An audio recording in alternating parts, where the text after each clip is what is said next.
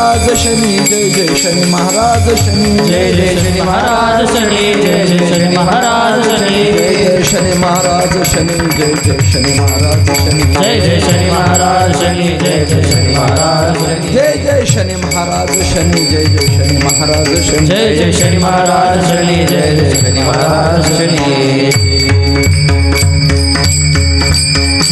हरी पुंडलिका वरदे हरी विठ्ठल श्री ज्ञानदेव पंढरीनाथ भगवान की जय माऊली ज्ञानेश्वर महाराज की जय जगद्गुरु तुकाराम महाराज की जय सद्गुरु जोग महाराज की जय नर्मदा मैया की जय गंगा गोदावरी मैया की जय शनेश्वर महाराज की जय पवन सुत हनुमान की जय उमापति महादेव की जय गौ माता की जय सब संतन की जय जय जय श्री राधेश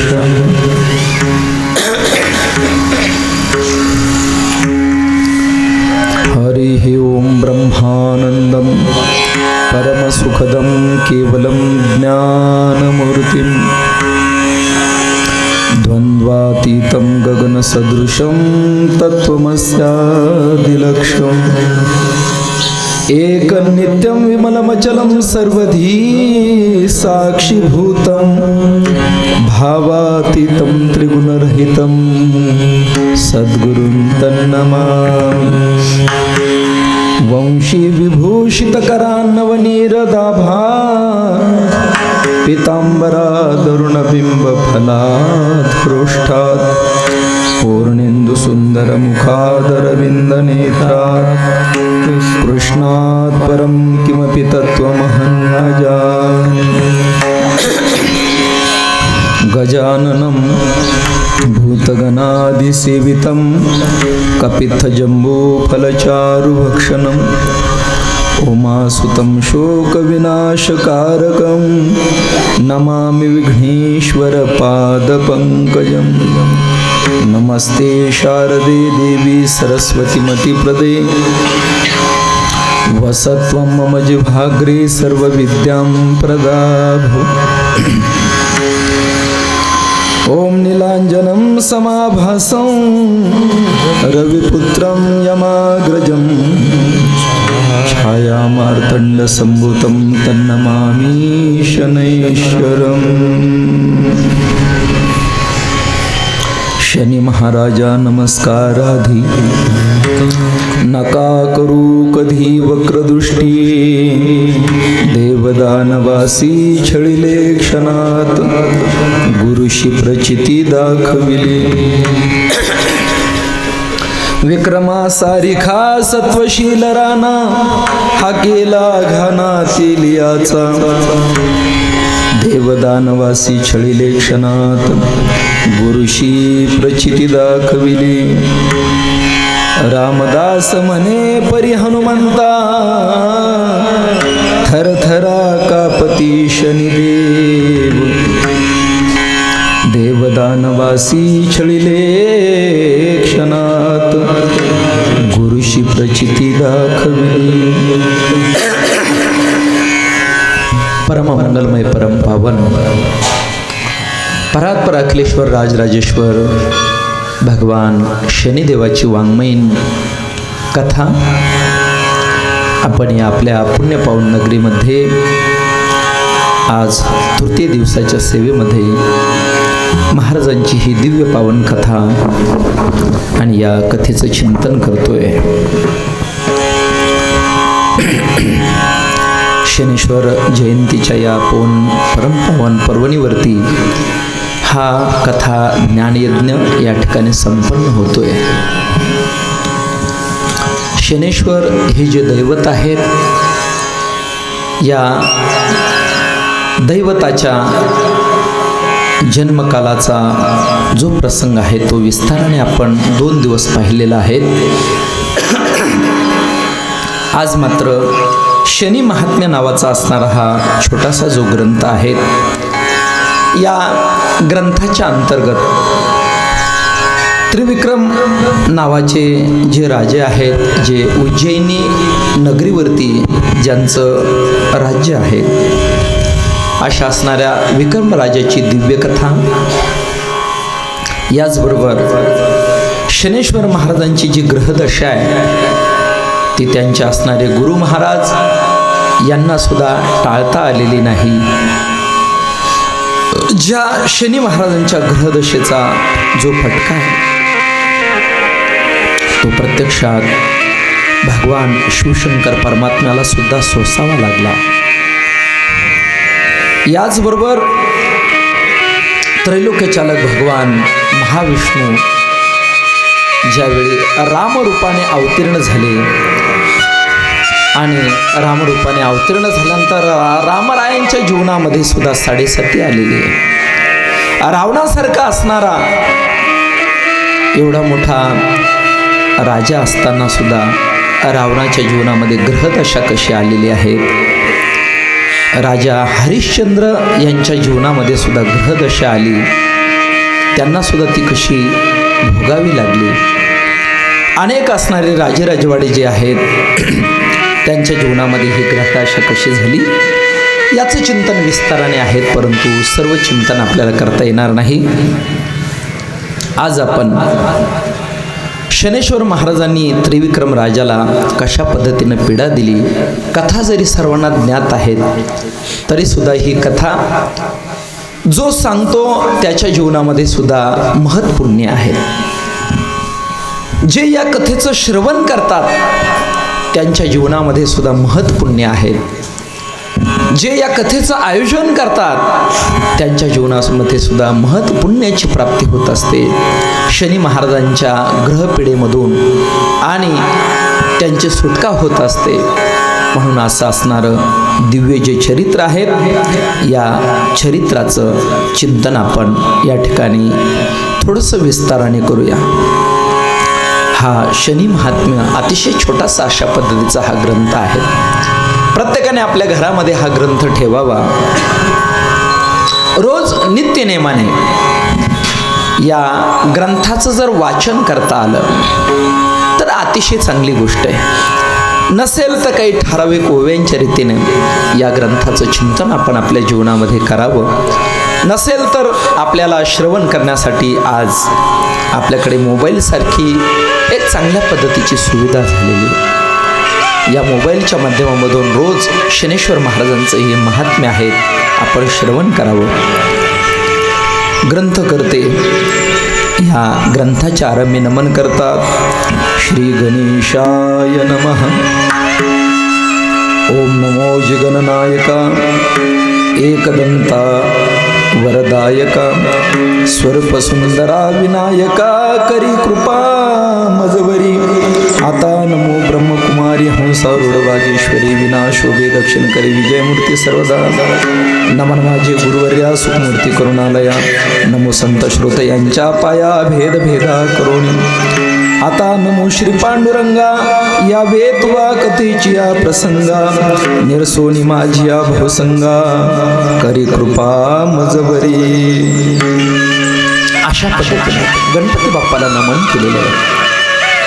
सज्जनो, कोणताही ग्रंथ असेल त्या ग्रंथाचा आरंभ करत असताना नमनाची पद्धती आहे. नमन 3 प्रकारचं नमन आहे. नमस्कार रूप नमन आहे, आशीर्वाद रूप नमन आहे, वस्तू निर्देश रूप नमन आहे.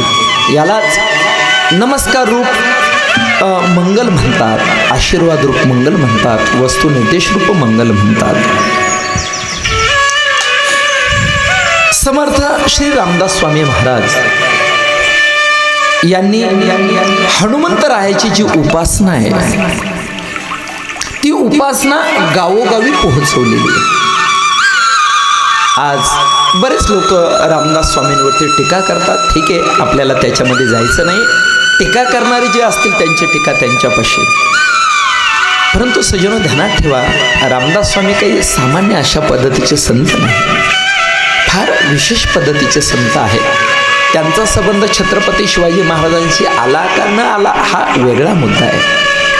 परंतु आपल्या जीवनाच्या दृष्टिकोनातून आपण गावोगावी हनुमंतरायांची जी मंदिराची उभारणी पाहतो आहे, ती उभारणी करण्यामध्ये 11 असणारे जे काही मुख्य स्थान आहे, त्या स्थानांवरती स्वतः रामदास स्वामींनी हनुमंतरायाची काय केलेले आहेत तर मंदिरांची उभारणी केलेली आहे. गावोगावी हनुमंतरायाच्या भक्तीचा प्रचार प्रसार केलेला आहे. आणि ध्यानात ठेवा, शनेश्वर महाराजांची ग्रहपीडा अगदी तिचा फटका रावणाला बसला, राजा हरिश्चंद्राला बसला, गोपालकृष्ण परमात्म्यालाही बसला. संपूर्ण असणारा गोपालकृष्ण परमात्म्याचा जो वंश आहे तो उद्ध्वस्त झालेला आहे. गांधारीचा शाप असेल, शनी महाराजांची ग्रहपीडा असेल.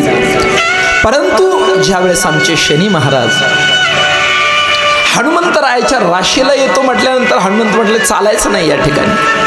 हनुमंतरायाने काय केलेले, शनेश्वर महाराजांना आपल्या शेपटीमध्ये गुंडाळून आणि फेकून दिलं. अर्थात शनेश्वर महाराजांचं बल सर्वांवरती चाललं, परंतु हनुमंतरायावरती चाललेलं नाही. हनुमंतराय महाबलवान अशा पद्धतीचे. दुसरी एक महत्वाची गोष्ट सांगतो, हनुमंतरायाच्या जीवनामध्ये नित्य रामचंद्र प्रभूंचं स्मरण आहे.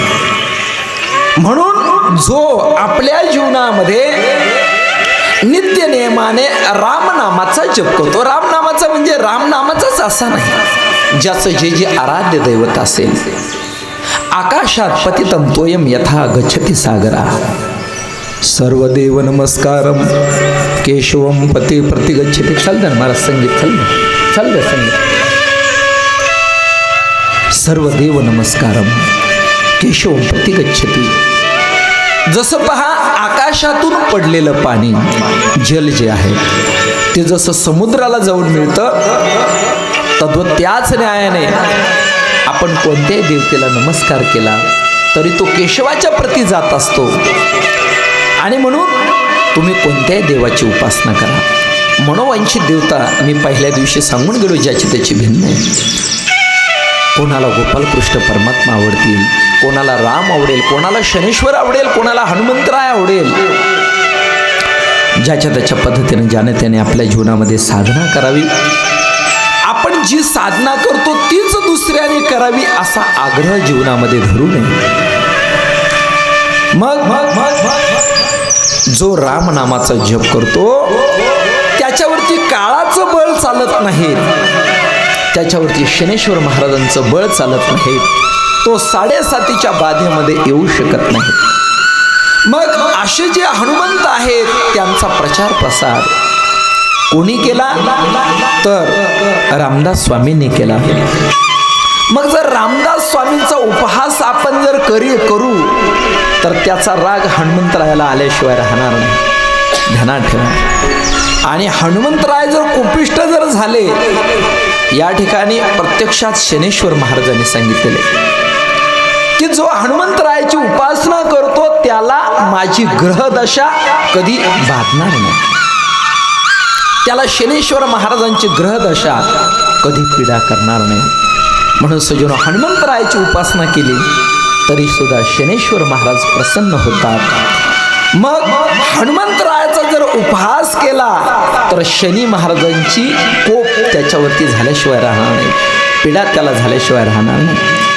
मग असे जे हनुमंतराय आहेत त्यांचा नामाचा प्रचार प्रसार करणारे रामदास स्वामी महाराज यांचा उपहास जर आपण केला तर त्याचा राग हनुमंतरायाला शनेश्वर महाराजांना आल्याशिवाय राहणार नाही. मला जास्त चिंतन करायचं नाही. असो, तेच रामदास महाराज शनेश्वर महाराजांना नमन करतात. हरी शनी महाराजा नमस्कार आधी, शनी महाराजा नमस्कार आधी, शनी महाराजा नमस्कार आहे, शनी महाराजा नमस्कार आहे. नका करू कधी वक्रदृष्टी नका करू, कधी वक्रदृष्टी नका करू, कधी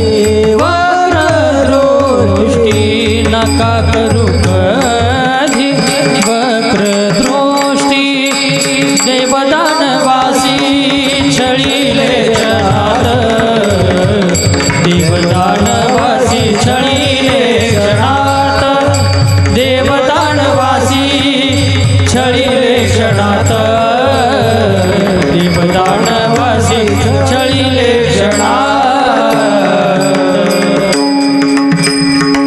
हो, रामदास स्वामी महाराज म्हणतात, शनी महाराजा नमस्कारात नका करू कधी वक्रदृष्टी. या न्यायाने रामदास स्वामी महाराजांनी सुद्धा शनेश्वर महाराजांना नमन केलेलं आहे. बघा, तसं या शनी महात्म्य ग्रंथामध्ये प्रथमतः नमन केलेलं आहे गणपती बाप्पांना. गणपती बाप्पा ही विद्येची देवता आहे. गणेशजींना प्रत्येकाने आपल्या जीवनामध्ये नमस्कार करावा. त्यानंतर सरस्वती मातेचं नमन केलेलं आहे. त्याच्यानंतर गुरुवर्यांचं नमन केलेलं आहे. अशा पद्धतीनं काही नमन केल्यानंतर पांडुरंगाला सुद्धा नमन केलेले आहे. पांडुरंग कोणाला म्हणतात? पांडू म्हणजे शुद्ध, रंग म्हणजे स्वरूप, ज्यांचं स्वरूप शुद्ध आहे अशा पांडुरंगाला सुद्धा नमन केलेलं आहे. आणि आता ही कथा विस्ताराने प्रारंभ केली आहेत. गुजरात भाषेची कथा, नवग्रहांची तत्वता ही ऐकता एकचित्ता संकट व्यथान बाधती. बघा, नवग्रहांची जी कथा आहे ती सुरुवातीला आरंभ केलेली आहे. कशी केलेली आहे तर उज्जैनी नावाची जी नगरी आहे आपल्याला सर्वांना ज्ञात आहे. मध्य प्रदेश मध्ये गेल्यानंतर उज्जैनी नगरी आहे. या उज्जैनी नगरीचे राजे आहेत विक्रमजी, आणि विक्रमजी तिथं राज्य करतात. एक दिवस प्रातःकाळी सर्व असणारी आपली जी काही मंत्रिमंडळांची बैठक विक्रम राजाने घेतलेली आहे. आणि त्याच्यामध्ये सभेमध्ये अनेक मंडळी बसलेली असताना काही पंडित लोकांना सुद्धा तिथं बोलवलेलं आहे. त्या असणाऱ्या सभेमध्ये सहज अशा पद्धतीची चर्चा निघालेली आहे की जे नवग्रह आहेत या नवग्रहांमध्ये सर्वात श्रेष्ठ ग्रह कोणता आहे. आता आपण जर पाहिलं तर नवग्रहांचं वर्णन केलेलं आहे. ब्रह्मा मुरारी स्त्रीपुरांतकारी भानु शशी भूमी सुतो बुधश गुरुश शुक्र शनि राहु केतव कुर्वन्तु सर्वे मम सुप्रभातम.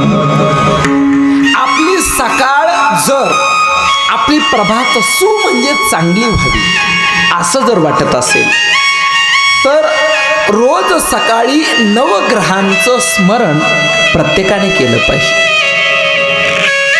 सज्जनो, या असणाऱ्या भूमीवरती या भूलोकामध्ये असे काही स्तोत्र आहेत की जे स्तोत्र आपण रोज नित्यनेमाने चिंतन केल्यानंतर त्या स्तोत्रांचा एक पुण्यप्रद अशा पद्धतीचा असणारा स्रोत आपल्याला प्राप्त होत असतो. म्हणून सकाळच्या प्रहरी काही जे स्तोत्र आहेत त्या स्तोत्रांचं चिंतन करा. जसं पहा, पुण्यश्लोको नलो राजा, पुण्यश्लोको युधिष्ठिराः, पुण्यश्लोकाच वैदेही, पुण्यश्लोको जनार्दनाः. या पुण्यश्लोकांचं स्मरण याच्यात सांगितलं. ब्रह्मा मुरारी स्त्रीपुरांतकारी भानु शशी भूमी सुतो बुधश्य गुरुश्य शुक्रश्य राहु केतव कुर्वन्तु सर्वे मम सुप्रभातम. याच्यामध्ये नवग्रहांचं स्मरण झालं. याबरोबर काही श्लोक आहेत. अश्वत्थामा बलिर्व्यासो हनुमांशी भीषणः कृपा परशुरामस्य सप्तैते चिरंजीविनः. या चिरंजीवांचं स्मरण करावं. हे 7 चिरंजीव. याबरोबर 8वे चिरंजीव सप्तैतान् संस्मरे नित्यं मार्कंडेयम् अथाष्टमं जीवेद वर्षशतं सागरम अपमृत्युवर्जितः. ज्याला मरणाची भीती वाटत असेल, 100 वर्ष जगावं वाटत असेल, त्याने पहिले सांगितलेल्या श्लोकातले 7 चिरंजीव आणि 8वे चिरंजीव मार्कंडेय महामुनी, हे 8वे चिरंजीव, या 8 चिरंजीवा देवांचं नित्यनेमाने स्मरण करा. 100 वर्षाच्या आतमध्ये तुम्ही मरणार नाही. निश्चित आहे, ही स्तोत्राची ताकद आहे, ही स्तोत्राची शक्ती आहे. पुन्हा काही महासतींचं स्मरण सांगितलं. अहिल्या, द्रौपदी, सीता, तारा, मंदोदरी तथा पंचकन्या स्मरे नित्यम महापातकनाशनम. पुन्हा काही पुण्य पावन नगऱ्या सांगितल्या. अयोध्या, मथुरा, माया, काशी, कांची, अवंतिका, पुरी, द्वारावती चैव सप्तैता मोक्षदायिका. 12 ज्योतिर्लिंग सांगितले. सत्य ज्योतिर्लिंगे 12. प्रातःकाळी स्मरण करा. 12 ज्योतिर्लिंग सांगितले. सौराष्ट्रे सोमनाथंच श्रीशैल्य मल्लिकार्जुनम, उज्जैन्यां महाकालम ओंकारम अमलेश्वरम, परल्यां वैद्यनाथंच डाकिन्यां भीमशंकरम, सेतुबंधे तु रामेशम, नागेशम दारुकावने, वाराणस्यां तु विश्वेशम, त्र्यंबकम गौतमी तटे, हिमालय तु केदारम, घृष्णेशंच शिवालय. एतानि ज्योतिर्लिंगानि सायं प्रात पठेन्नरः, सप्तजन्म कृतं पापं स्मरणेन विनश्यति. नर्मदा अष्टक सांगितलं.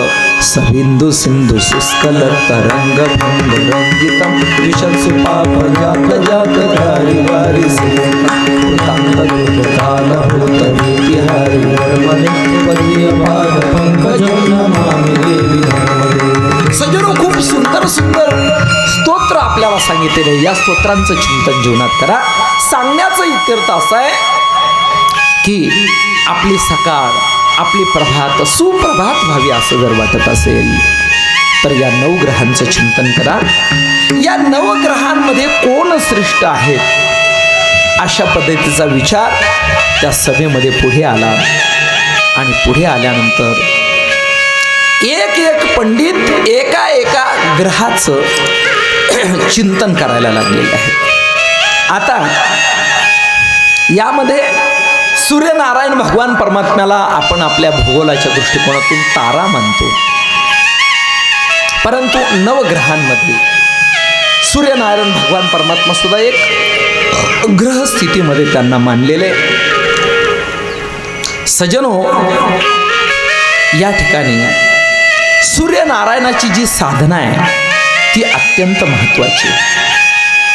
सकाळच्या प्रहरी सूर्यनारायणाचं चिंतन करावं. ओम भास्कराय विद्महे दिवाकराय धीमहि तन्न सूर्य प्रचोदयात्. ही सूर्य गायत्री आहे. रोज सूर्य गायत्रीचं चिंतन करा. सूर्यदेवाला नमस्कार करा. आदिदेवम नमस्तुभ्यं प्रसीद मम भास्करम, दिवाकरम नमस्तुभ्यं प्रभाकर नमोस्तुते.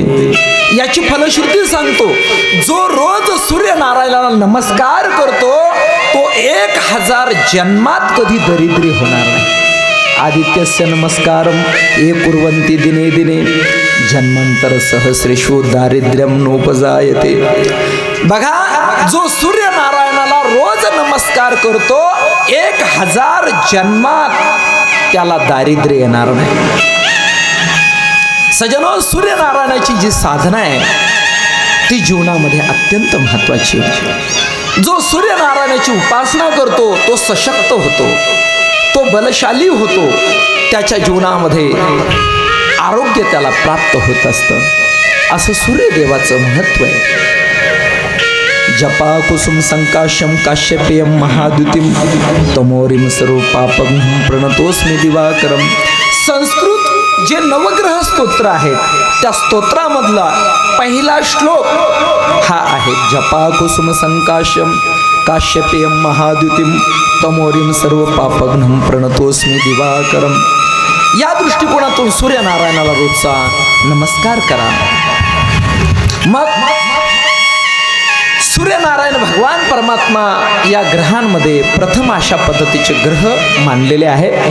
भले आपल्या दृष्टिकोनातून आपण तारा म्हणत असेल, परंतु नवग्रहांमधील प्रथम ग्रह जर कोण असतील तर ते सूर्यनारायण भगवान परमात्मा. मी तुम्हाला असा प्रश्न विचारतो, रविवार हा रविवारी काय येतो? सोमवार हा सोमवारी काय येतो? मंगळवार हा मंगळवारी काय येतो? आहे माहिती कोणाला या ठिकाणी? रविवार रविवारी काय येतो? सोमवारी काय येतो आहे कोणाला माहिती? या ठिकाणी आपल्या जीवनामध्ये नित्यनेमाने हे सगळं चाललेलं आहे, पण बऱ्याच गोष्टी आपल्या जीवनात अपरिचित आहे. सगळ्यांना थोडासा धर्मशास्त्रावरती आपण आपल्या जीवनामध्ये थोडासा प्रकाश टाका, थोडं धर्मशास्त्राचं चिंतन करा. याच्यामध्ये फार मोठं मर्म भरलेलं आहे. आपण एकादशी करतो, लोक म्हणतात उपवास करण्याची काय गरज आहे, शरीराला पीडा देण्याची काय गरज आहे. सजनो बघा, आपण रस्त्याने चाललेलो आहे आणि आपल्या गाडीचे टायर जर गरम झाले, नाही काय गरम झाले टायर, लोक म्हणतात थोडी विश्रांती द्या गाडीला. बरोबर आहे का नाही? गाडीला थोडी विश्रांती द्या. मग जी गाडी निर्जीव आहे त्या ठिकाणी, नाही का, त्या गाडीची आपण एवढी काळजी घेतो. मग आता ही शरीररूपी जी गाडी आहेत आपली, नाही का, हे शरीर म्हणजे सामान्य नाही महाराज. तैसे येण्याची शरीरे शरीरा येणे सरे, या दृष्टिकोनातून तैसे येण्याची शरीर येणे सरे, या दृष्टिकोनातून याच शरीराच्या द्वारे आपण जन्म मरून संपू शकतो. केवढं मोठं ताकद आहे या नरदेहाची. नरदेह निधान लागले हाती, उत्तम सार उत्तम गती, देवाची होईल म्हणती परिकाची न धरावे.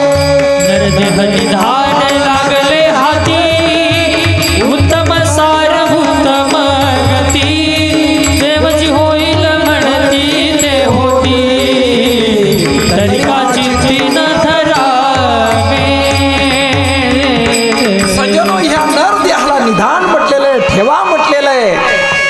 मग या नरदेहाच्या द्वारे आपल्याला देव होता येतं.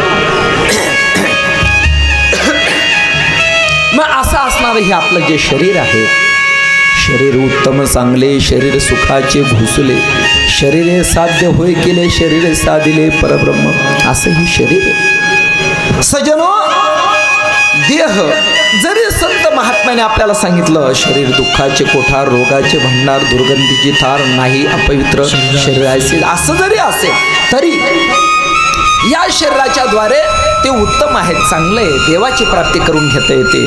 म्हणून शरीराला फार सजवायचे नाही आणि त्याचा त्यागही करायचा नाही, त्याचे फार लाडही करायचे नाही आणि त्याचा उपवासही करायचा नाही. अशा मध्यस्थितीमध्ये राहायचं. आणि शरीर हे भाड्याचं घोडं आहे, याचा उपयोग करून घ्यायचा. आपला नवरदेव मिळवून घ्यायचा, ज्याचं त्याला देऊन टाकायचं, नाही काय. आपल्या घरचं कार्य असेल ते करून घ्यायचं आणि ज्याचं त्याला अर्पण करून द्यायचं. पण या शरीराचं फार मोठं महत्त्व आहे. सजनो, एके ठिकाणी एक सुविचार आहे, देह देवाचे मंदिर आहे, म्हणून शरीराला स्वच्छ आणि सुंदर ठेवणं ही सुद्धा देवाची पूजा आहे. याला स्वच्छ ठेवावं, शुचिर्भूत ठेवावं. आता शुचिर्भूततेचे नियम मला सांगायला या ठिकाणी वेळ नाही, पण सजनो याला शुचिर्भूत ठेवा. मग असं असणारं जे शरीर आहे, गाडीची आपण एवढी काळजी करतो, शरीराची सुद्धा काळजी केली पाहिजे, त्याला सुद्धा जपलं पाहिजे, व्यवस्थित पद्धतीनं जपलं पाहिजे. मग जसं या ठिकाणी या शरीराची यंत्रणा अहोरात्र चालू आहे, मग 15 दिवसामधून 1 दिवस या यंत्रणेला सुद्धा काय करा, विश्रांती द्या. हे वैज्ञानिक कारण आहे. पुन्हा मी सांगून गेलो त्या दिवशी की 15 दिवसातून 1 दिवस जो उपवास करतो, 24 तास काही खात नाहीत, त्याला कधीच कॅन्सर होणार नाही. झाला तरी ते विषाणू मरून जातील, ते जीवाणू मरून जातील आणि तो कॅन्सर मुक्त होईल. असं अमेरिकन डॉक्टरनं संशोधन केलं. ही ताकद आहे आणि म्हणून उपवास आपल्या जीवनात करावा. सजनो, लय जर खाल्लं तर आपल्याला झोप येते आणि म्हणून किमान एकादशीच्या दिवशी भगवंताचं स्मरण, उप म्हणजे जवळ, वसवस्ती वास करणे, निवास करणे, देवाच्या जवळ जर निवास करायचा असेल तर मग ह्या शरीराला फार खाल्ल्यानंतर झोप येते, म्हणून अल्प आहार द्या, असं त्याचं महत्त्व आहे. सजनो, तसं रोज नित्यनेमाने काही स्तोत्र आहेत, त्या स्तोत्रांचं पठण करा. सूर्यदेव, सूर्यनारायण भगवान परमात्मा जे तर जर सूर्यनारायण भगवान परमात्म्याची जो उपासना करतो तो कधी 100 जन्मात दरिद्री होत नाहीत, त्याच्या जीवनामध्ये अनारोग्य होत नाहीत. असं या सूर्यनारायणाचं काय आहे तर महत्त्व आहे. याच्यामध्ये मी सांगत होतो सोमवार सोमवारी का येतो, रविवार रविवारी का येतो. बरेच जे धर्मशास्त्राचे नियम आहेत आपल्या ठिकाणी ते अज्ञान आहेत, जरा त्याची उकल करण्याचा प्रयत्न करा. मानवी देहामध्ये स्तोत्रांचं खूप महत्त्व आहे. या स्तोत्रांच्या असणाऱ्या जपाने रोज नित्यनेमाने स्तोत्र पठण केल्याने आपल्या जीवनामध्ये अगणित पुण्याची आणि निर्मिती होत असते. जो विष्णू सहस्रनामाचं रोज नित्यनेमाने 3 वेळेला पाठ करतो तो जीवनात कधी दरिद्री होणार नाही, त्याच्या जीवनामध्ये कुठल्या प्रकारचा रोग शिल्लक राहणार नाही आणि अंती तो भगवान महाविष्णूंच्या वैकुंठ लोकाला प्राप्त होईल. हे धर्मशास्त्र धर्मग्रंथ आहेत, फुकट नाही काढलेले या ठिकाणी, टाइमपास म्हणून नाही. त्याचं एक सामर्थ्य आहे, त्याची एक शक्ती आहे. तसं हे जे स्तोत्र आहे स्तोत्राची ताकद आहे. तसं नित्य उपासनेमध्ये रविवार हा रविवारी का येतो तर त्या दिवशी रवी म्हणजे असणारे सूर्यनारायण भगवान परमात्मा त्या दिवसावरती त्यांचं आधिपत्य असतं. रविवारच्या दिवशी रवी हा जो ग्रह आहे, जसं तुम्ही पहा ना चंद्राच्या ज्या गती आहेत, या चंद्राच्या गतीनुसार प्रतिपदा, द्वितीया, तृतीया, चतुर्थी, पंचमी, षष्ठी या न्यायाने जसजशी चंद्राची असणारी कला एक एक गुणाने वाढत जाते. शेवटी या असणाऱ्या चंद्राच्या पौर्णिमेच्या दिवशी परिपूर्ण चंद्र असतो, त्या दिवशी समुद्राला सुद्धा भरती येते. बरोबर आहे की नाही? अर्थात त्या चंद्राचा परिणाम समुद्रावरती होतो आणि समुद्राला काय होते, भरभरून भरती येते. मग या चंद्राचा एवढा परिणाम कशावरती होतो आहे, समुद्रावरती होतोय. ही ताकद आहे, ही शक्ती आहे सज्जन. म्हणून काही ज्या गोष्टी आहेत तर जसा चंद्राचा परिणाम समुद्रावरती होतो, समुद्राला भरती येते, तसं रविवारच्या दिवशी सूर्यनारायण भगवान परमात्म्याचं आधिपत्य त्या दिवसावरती राहतं. आणि त्या दिवशी जर आपण रविवारच्या दिवशी जर आपण सूर्यनारायणाची विशेष पद्धतीने जर उपासना केली तर सूर्यनारायणाची कृपा आपल्यावरती होते. ध्यानात ठेवा. तुम्हाला द्राक्ष लावायचे, लावले तुम्ही द्राक्षाचं पीक तुम्हाला घ्यायचंय, पण कोणत्याही सीझनमध्ये द्राक्षाची छाटणी करून चालेल का? कोणत्याही सीझनमध्ये आलेले जे द्राक्ष आहेत त्याची डिपिंग केलं नाही, येतो एक वायबार येत असतो, वायबार म्हणतात त्याला नाही का, वायबार नाही का, 2दा द्राक्षांना बार येत असतो बरं का, पण एक बार हा वायबार असतो. त्या कालखंडात त्याची डिपिंग केली काही उपयोग नाही. योग्य कालखंडातच त्याची डिपिंग आपल्याला करावी लागेल, योग्य कालखंडातच ते द्राक्ष आपल्याला धरावे लागतील, त्याची जोपासना करावी लागेल. मग त्याची थिनिंग असेल, त्याची पेस्ट असेल, त्याची गडलिंग असेल, काय असेल ती त्या कालखंडात करावी लागेल. तरच तो बार काय होतो, विशेष पद्धतीने येतो आणि मग द्राक्षाचे घड आल्यानंतर पैसे होतात त्या ठिकाणी. तसंच आहे, तुम्ही रविवारच्या दिवशी, तसे तर रोज नित्यनेमाने उपासना करायची, पण रविवारच्या दिवशी जर सूर्यनारायणाची उपासना जर केली तर तो वार त्यांचा असल्यामुळे आपल्याला त्याच असणाऱ्या स्तोत्राच्या द्वारे, त्या उपासनाच्या द्वारे अनंत पद्धतीची फलश्रुती आपल्या पदरात प्राप्त होते. सोमवार हा चंद्राचा वार आहे, त्या दिवशी चंद्राची उपासना. मंगळवार हा मंगळ ग्रहाचा वार आहे, त्या दिवशी ती उपासना. आणि मग इतर दिवशी सुद्धा आपण थोडी थोडी उपासना त्या ग्रहाची जर केली तर नवग्रह आपल्यावरती प्रसन्न होत असतात. सज्जनो पहा, सूर्यनारायण भगवान परमात्म्याकडे मुख करून जर लघुशंका केली, ध्यानात ठेवा बरं का, माझं वाक्य ध्यानात ठेवा, सूर्यनारायणाकडे पाहून जर लघुशंका केली तर तो 1000 जन्मात दरिद्री होतो बरं का. हे पाळत चला.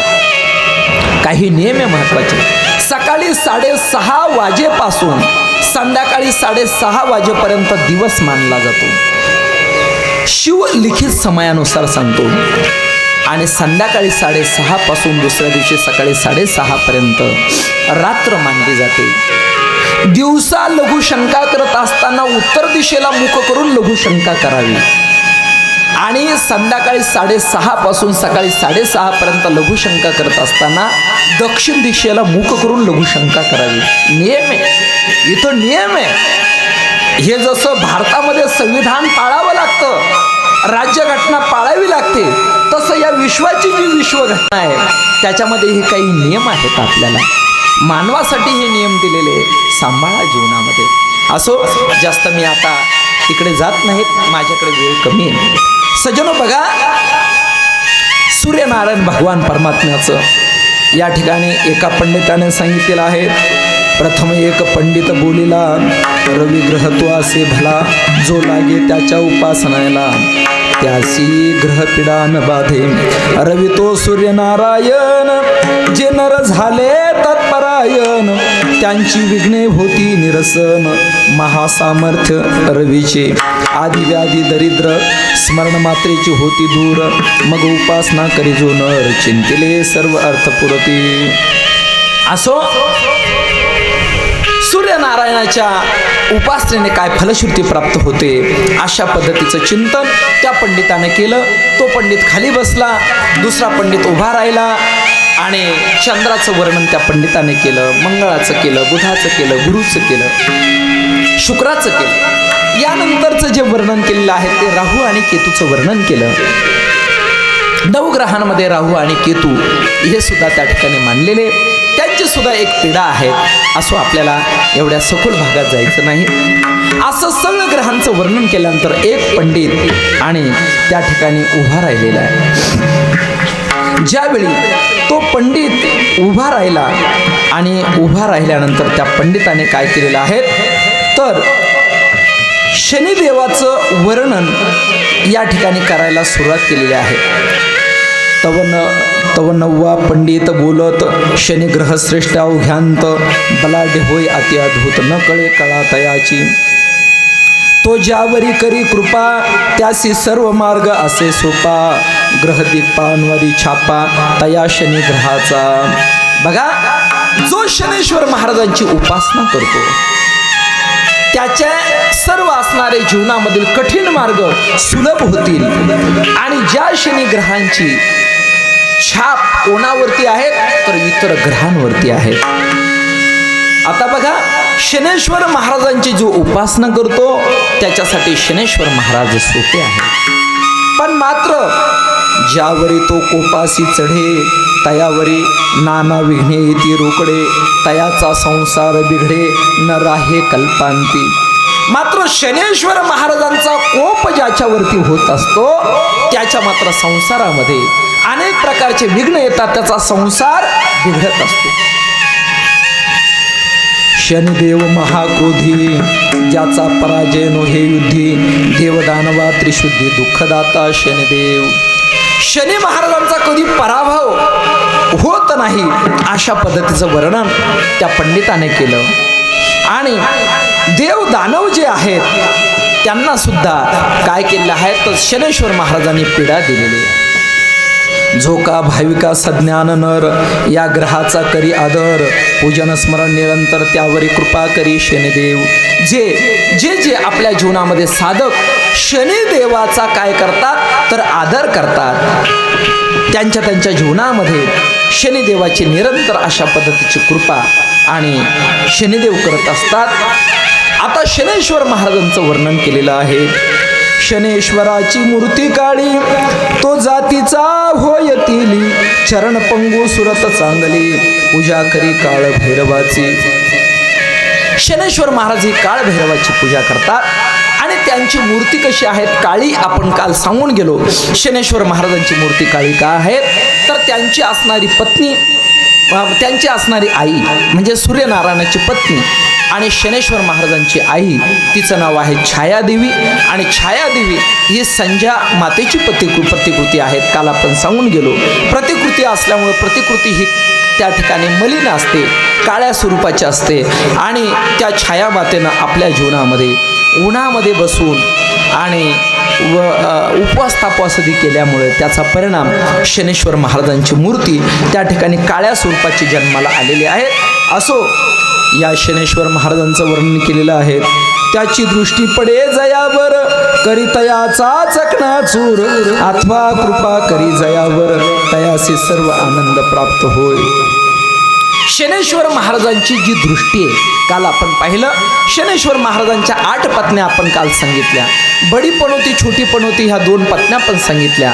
याचबरोबर चित्ररथ नामक शनेश्वर महाराजांची एक पत्नी आहे. त्या पत्नीने दिलेल्या शापापोटी शनी महाराजांची दृष्टी नजर ज्याच्यावरती पडते त्याला काय होत असतं, त्या ठिकाणी त्याच्या जीवनामध्ये बाधा येत असते, त्याचा चकनाचूर होतो, असं काल आपण वर्णन करून गेलेलो आहे. आणि ज्याच्यावरती कृपा आहे त्यांना सर्व प्रकारचा आनंद प्राप्त होतो. दृष्टीचा एका चमत्कार, जन्मला जेव्हा शनेश्वर तेव्हा दृष्टी पडली पित्यावरती कुष्ठ भरला सर्वांगी.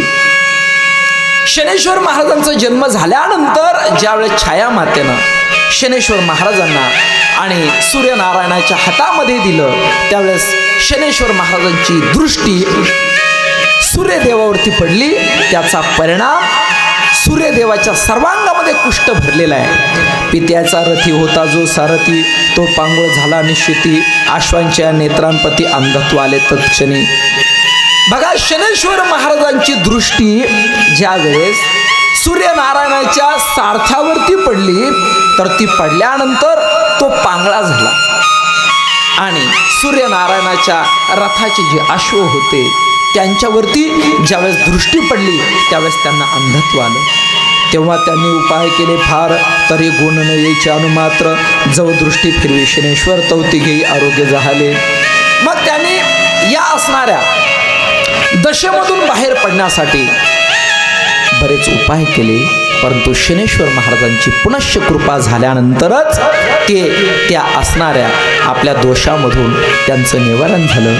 काल मी विस्ताराने वर्णन केलं की शनेश्वर महाराज ही देवता जी आहे ती न्याय देवता आहे आणि न्याय देवतेच्या ठिकाणी अन्याय नसावा, सर्वांसाठी एकच न्याय असावा. सासूने आपल्या सुनेला, आपल्या मुलीवर जेवढं प्रेम करावं तेवढं सुनेवरती सुद्धा करावं. सजन ध्यानात ठेवा, ही सगळ्या प्रकारची जी आपल्या जीवनातली जीवन प्रणाली ती प्रत्येकाने सांभाळावी. शनेश्वर महाराजांनी आपल्या पित्याला सुद्धा सोडलं नाही. का सोडलं नाही, काल याचं विस्ताराने आपण वर्णन करून गेलो. असो, आता मात्र या सगळ्या प्रकारच्या गोष्टी त्या पंडिताने सभेमध्ये मांडल्या आणि हे ऐकल्यानंतर विक्रम राजाला हसायला आलं. ऐसे ऐकता राजा विक्रम हासुनी बोले सप्रेम, म्हणे पुत्र जन्मोनिया काय काम, ऐसा अपवित्र जो. बघा,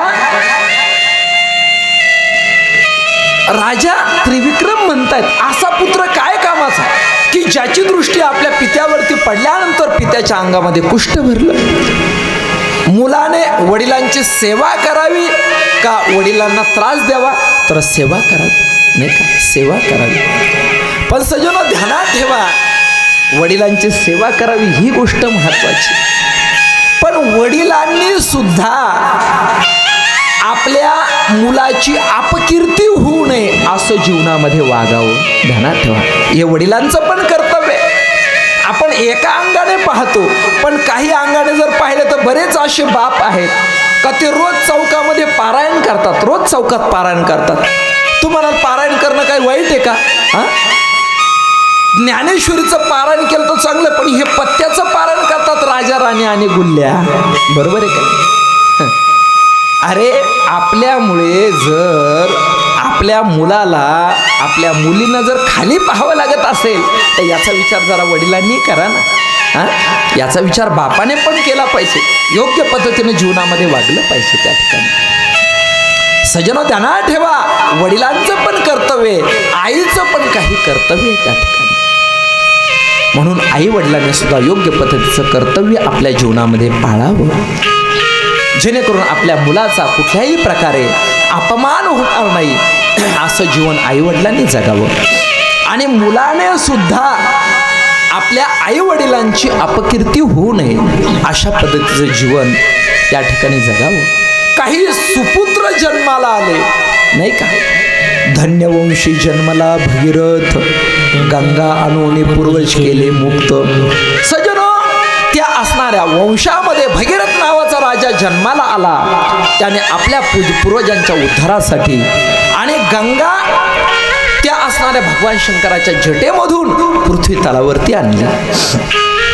आणि म्हणून तुकोबाराय सुद्धा आपल्याला सांगतात, शांती रूपी नव्हे कोणाचा वाईट, शांती रूपी नव्हे कोणाचा वाईट, शांती रूपी नव्हे कोणाचा वाईट, शांती रूपी नव्हे कोणाचा वाईट. वाढवी महत्व वडिलांचे, वाढवी महत्व वडिलांचे, उत्तमाची गती तो एक पावेल, उत्तमाची गती तो एक पावेल. मुलाने सुद्धा कसं वागावं त्या ठिकाणी, शांतीरूपी नव्हे कोणाचा वाईट, वाढवी महत्व वडिलांचे. या ठिकाणी दोन प्रकारचे वडील आहेत. श्रुती स्मृतींचे अर्थापनाचे होनी मूर्त अनुष्ठाने जगा देत वडील जे, जयाचे आयुष्य दाकुटे होय बळ प्रज्ञा जिरुनी जाय, तयाचे नमस्कारी ती पाय वडील. म्हणून दोन प्रकारचे वडील आहेत. मी विद्यावंश मांसवंश सांगून गेलो, जास्त चिंतन करत नाही. सज्जन बघा, मुलाचं कर्तव्य आहे जेणेकरून आपल्या आई वडिलांचा पुढे अपमान होऊ नये. एक आमचे महाराज असेच एका घरी त्यांचा मुक्काम होता. कीर्तनाच्या निमित्ताने गेले. मुक्काम होता, रात्रभर महाराजांना राहायचं होतं. दुसऱ्या दिवशी महाराज लवकर उठले, स्नान संध्या केली आणि आपली देवपूजा काढली, गाथा काढली, ज्ञानेश्वरी काढली, नित्यनेम करायला सुरुवात केली. आणि सुरुवात करत असताना तेवढ्यामध्ये त्या घरामधला असणारा मुलगा नाही का लेट उठला. आणि लेट उठल्यानंतर तिथं आला महाराजांच्या जवळ. मग आला तर काय केलं, आपल्या खिशामधून तंबाखूची पुडी काढली, सोन्याची डबी काढली आणि तिथंच महाराजांजवळ आला. बुरसाच तासावर आला आणि आल्यानंतर ती तंबाखू तिला चुना लावत मळायला लागला त्या ठिकाणी. आता महाराजांनी पाहिलं, काय बोलायचं याला. अरे वास्तविक आपल्या घरात महाराज आलेले, ते नित्यनेम करता येताना आपण अशा पद्धतीनं, ते योग्य नव्हतं. महाराज काही बोलले नाही. पण तेवढ्यामध्ये त्याचे वडील तिकडून आले आणि आल्यानंतर तो असा तंबाखू चोळीत होता. बापाला पाहिला आणि असा हात बाजूला केला. असा हात बाजूला केल्यानंतर त्या महाराजांनी पाहिलं. का रे म्हटले, बापाला जर एवढा घाबरतो तर तंबाखू कारण सोडून दे ना म्हणे. काही झाली तंबाखू खातो. तो म्हटला, हो महाराज गप्प बसा, कोण घाबरतं म्हटले बापाला. अरे पण तू हात बाजूला केला. म्हटले, मी हात का बाजूला केला, ते म्हातारा एवढं इबलिश आहे, मी आयती चोळलेली पळवायला बसलो म्हटले. अशा पद्धतीचे संस्कार जर असतील तर काय उपयोग आहे त्या ठिकाणी सज्जन. म्हणून जीवनामध्ये प्रत्येकाने आपलं कर्तव्य सांभाळा. मुलाने मुलाचं कर्तव्य करावं, बापाने बापाचं कर्तव्य करावं. तुकोबारायांनी आम्हाला परंपरा सांगितली, जेथे कीर्तन करावे तेथे अन्न न सेवावे. घ्या, जिथं कीर्तन करायचंय तिथं कीर्तनकाराने जेवण करायचं नाही. बुक्का लावू नये भाळा, तुमचा बुक्का लावायचा नाही. तुम्ही कीर्तनात जो महाराजांना हार घालतात, महाराजांनी स्वीकारायचा नाही. तट्टा वृषभा शिदाना तृण मागू नये जना. आम्ही ज्या गाड्या आणतो ना, स्विफ्ट इंडिकाशी आणा, डिझेल पेट्रोल मागू नये जना. तुमच्याकडून डिझेलही घ्यायचं नाही आणि पेट्रोल सुद्धा घ्यायचं नाही. मग मागायचं नाही, दिलं तर घ्यायचं का. तुका म्हणे द्रव्य घेती देती तेही नरका जाती. घेणारे आम्ही नरकाला जाणार आहेत आणि देणारे नरकाला जाणारे. बरं का, ध्यानात ठेवा. इथं दंड आहे, ठीक आहे. इथं एखादा महाराज रेटून नेल त्या ठिकाणी. आम्हाला सुद्धा काही लोक फोन करतात, बाबा तुम्ही घेत नाहीत. म्हटलं नाही घेत. मग कीर्तनात का सांगतात, मग कीर्तनात काय सांगायचं या ठिकाणी. आता समजा या गावामध्ये मी आलो आणि आल्यानंतर या ठिकाणी किती लोकांना माहिती मी पैसे घेत नाहीत असेल, 10-5 लोकांना माहिती असेल त्या ठिकाणी. पण एखाद्या जर तुमच्या घरी प्रवचन जर घ्यायचं असेल आणि तुम्हाला जर पैसे न घेणारा महाराज पाहिजे असेल तर तुम्हाला कळावं ना, आमचा पत्ता पण कळावा ना त्या ठिकाणी. बरोबर आहे की नाही, आमचा पत्ता कळावा तुम्हाला. एखादा गरीब माणूस असेल, त्याला प्रवचन ठेवायचं असेल, मग ठीक आहे, 10-5 महाराज मंडळीला माहिती म्हणून सगळ्यांनाच माहिती का नाही माहिती.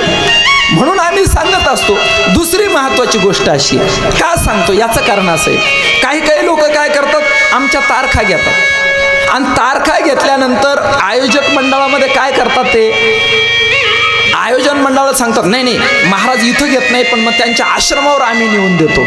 अरे मी इथंही घेत नाही ना आश्रमावरही घेत नाही, सांगितलं पाहिजे. या ठिकाणी परस्पर मधले एजंटच पैसे खायला लागले महाराज. 1-2 ठिकाणचे मी तुम्हाला तशी उदाहरणं दाखवील. त्या ठिकाणी मी कोणत्या गावात कीर्तन केले आणि तिथल्या लोकांनी परस्पर पैसे काढून त्यांच्या खिशात घातले, हे सुद्धा मी तुम्हाला दाखवून देईल. म्हणून मी कीर्तनात सांगत असतो मी घेत नाही त्या ठिकाणी. आणि पुन्हा तिसरी महत्वाची गोष्ट सांगतो तुम्हाला, की यदा कदाचित आज घेत नाही, पण पुढं मला लोभ जर सुटला तर, पुढं काळाच्या वगैरे मला लोभ सुटला समजा, आज मी तुमच्याकडून पैसे घेत नाहीत कीर्तनाचे आणि मरेपर्यंत घेणार नाही ही माझी प्रतिज्ञा आहे, पण मला जर लोभ जर सुटला तर, म्हणून मी सांगत असतो की मी कीर्तनाचे पैसे घेत नाहीत. याच्यात मी म्हणजे अहंकाराचा मी नाही.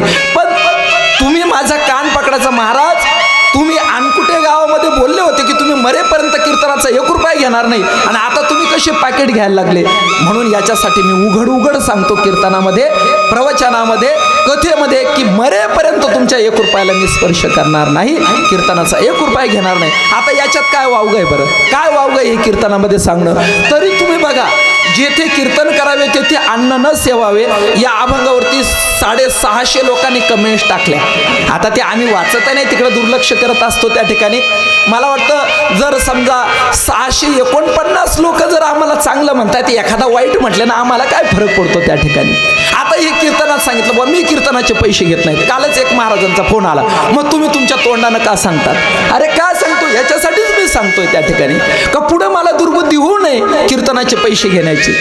माझ्या नावाखाली कोणी लोकांकडून पैसे काढून आश्रमावर नेऊन देतो असं परस्पर त्या ठिकाणी दुर्व्यवहार करू नये. म्हणून मी सांगतो, काय वाव काय का याच्यात, तुम्हाला काही वाईट वाटतं का याच्यामध्ये.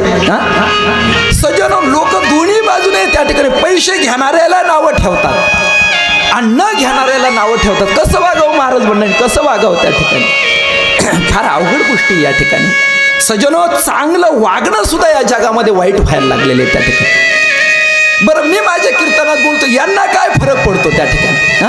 तुमचं काही नुकसान करतो का मी, तुमच्याकडून काही नुकसान केलं का मी माझं सांगतो. आणि मी सांगतो म्हणजे काय सांगतो, जे तुकोबाराने सांगितलं ते मी सांगतो, वेगळं काही सांगत नाही त्या ठिकाणी. हा अभंग मी लिहिला का, जेथे कीर्तन करावे तेथे अन्न न सेवावे, हा अभंग मी लिहिला का, हा अभंग तुकोबारांनी लिहिला. मग तुकोबारांची गाथा जर कीर्तनामध्ये जर सांगितली तर काय वाईट आहे. आता काही नुसते सांगतात पण त्याचं आचरण करत नाही, मग त्या सांगण्याला काय किंमत आहे, काय किंमत आहे त्या सांगण्याला, सांगा ना. नुसतं कीर्तनात सांगायचं कीर्तनाचे पैसे घ्यायचे नाही आणि आतून सगळे पैसे सगळं ठरलेलं राहतं. म्हणजे ह्या पण गोष्टी ना समाजामध्ये कसं वागायचं महाराज मंडळींनी सांगा ना त्या ठिकाणी. तसं मला एक म्हणायचं आहे की महाराज मंडळी जर चुकली तर त्याचा दंड तुमच्यापेक्षा सुद्धा अधिक आम्हाला आहे. ठीक आहे, आता नसेल नाही का, पण कधीतरी एक दिवस तो दंड, शनी महाराजांचा दंड आमच्या पण पाठीत पडणार आहे. एक ध्यानात ठेवा. आपल्याला असं वाटतं की मांजर डोळे झाकून दूध पिते, कोणी पाहत नाही. ह्या चुकीच्या भ्रमात महाराज मंडळीने राहू नये त्या ठिकाणी. आणि एक दिवस शनेश्वर महाराज पाहतायत का खरोखर हा काय करतोय तो. एक दिवस शनी महाराजांची काठी त्याच्या पाठीमध्ये बसल्याशिवाय राहणार नाही त्या ठिकाणी. म्हणून ठीक आहे, जरूर तुम्ही चुकलेला त्या ठिकाणी हे करा, पण एखादा चुकलेला नसेल तर अगोदर शहानिशा करा. खरोखर अशा प्रकारची घटना घडली का, खरोखर हा महाराज भोंदू आहेत का, खरोखर तसा वागतो का. जगाला जाऊ द्या, काही म्हणू द्या त्या ठिकाणी, पण तुम्ही शहानिशा करा, एवढंच माझं म्हणणं आहे. सजनो, चला, कधी कधी गव्हा मिळते, किडे सुद्धा रगडले जातात, तर त्याच न्यायाने आपण चांगल्या व्यक्ती वाईट व्यक्तीबरोबर चांगल्याला दूषण देतो. फक्त माझं म्हणणं एवढंच आहे, बाबांनो, शहानिशा करा आणि मग निंदा करा. नाहीतर एक बघा, ध्यानात ठेवा, जो त्या निंदेला पात्र नसेल आणि त्याची निंदा जर आपल्याकडून जर घडली तर थोड्या दिवसामध्ये पै क्रूर ग्रहांची जैसी मांदी मिळे एकीची राशी, येती निंदकापाशी आशेष पापे. त्यानं त्याची निंदा केल्यामुळं त्याच्याकडून जे घडलेले दोष आहेत त्याचं पाप आपल्याला लागत असतं बरं का, ध्यानात ठेवा. म्हणून जरा जपून निंदा करताना जपून करा, शहानिशा करून करा, एवढंच माझं म्हणणं आहे. असो, सजनो, शनिदेव महाराज जे आहेत, तर शनिदेवांच्या जीवनामध्ये त्यांनी आपल्या पित्याला अशा पद्धतीची शिक्षा का दिली याचं कारण विक्रम राजाला कळालं नाही. परंतु पंडिताच्या बोलण्यावरून ज्यावेळेस विक्रम राजाने शनेश्वर महाराज जे आहेत तर त्यांची निंदा सुरू केलेली आहे. म्हणले असा काय मुलगा त्या ठिकाणी का ज्याच्यामुळे बापाला कुष्ठ झालेलं आहे, तो पुत्र नव्हे केवळ वैरी, जो उपजता चायसे करी, पुढे तो काय न करी सांगा पंडित हो, आयसे बोलेला हसोनी करी टाळी वाजोनी गरजून सभेसी विनोद वचन म्हणे हा पुत्र कैसा हो. आता तेवढ्यामध्ये असा प्रकार झाला की राजा विक्रम दरबारामध्ये बोलत असताना शनेश्वर महाराजांची स्वारी आकाश मार्गाने चाललेली होती आणि आकाश मार्गाने जात असताना शनेश्वर महाराज जे आहेत तर रायाचं म्हणजे राजाचं वाक्य ऐकलं आणि त्यांचं विमान खाली उतरलेलं आहे.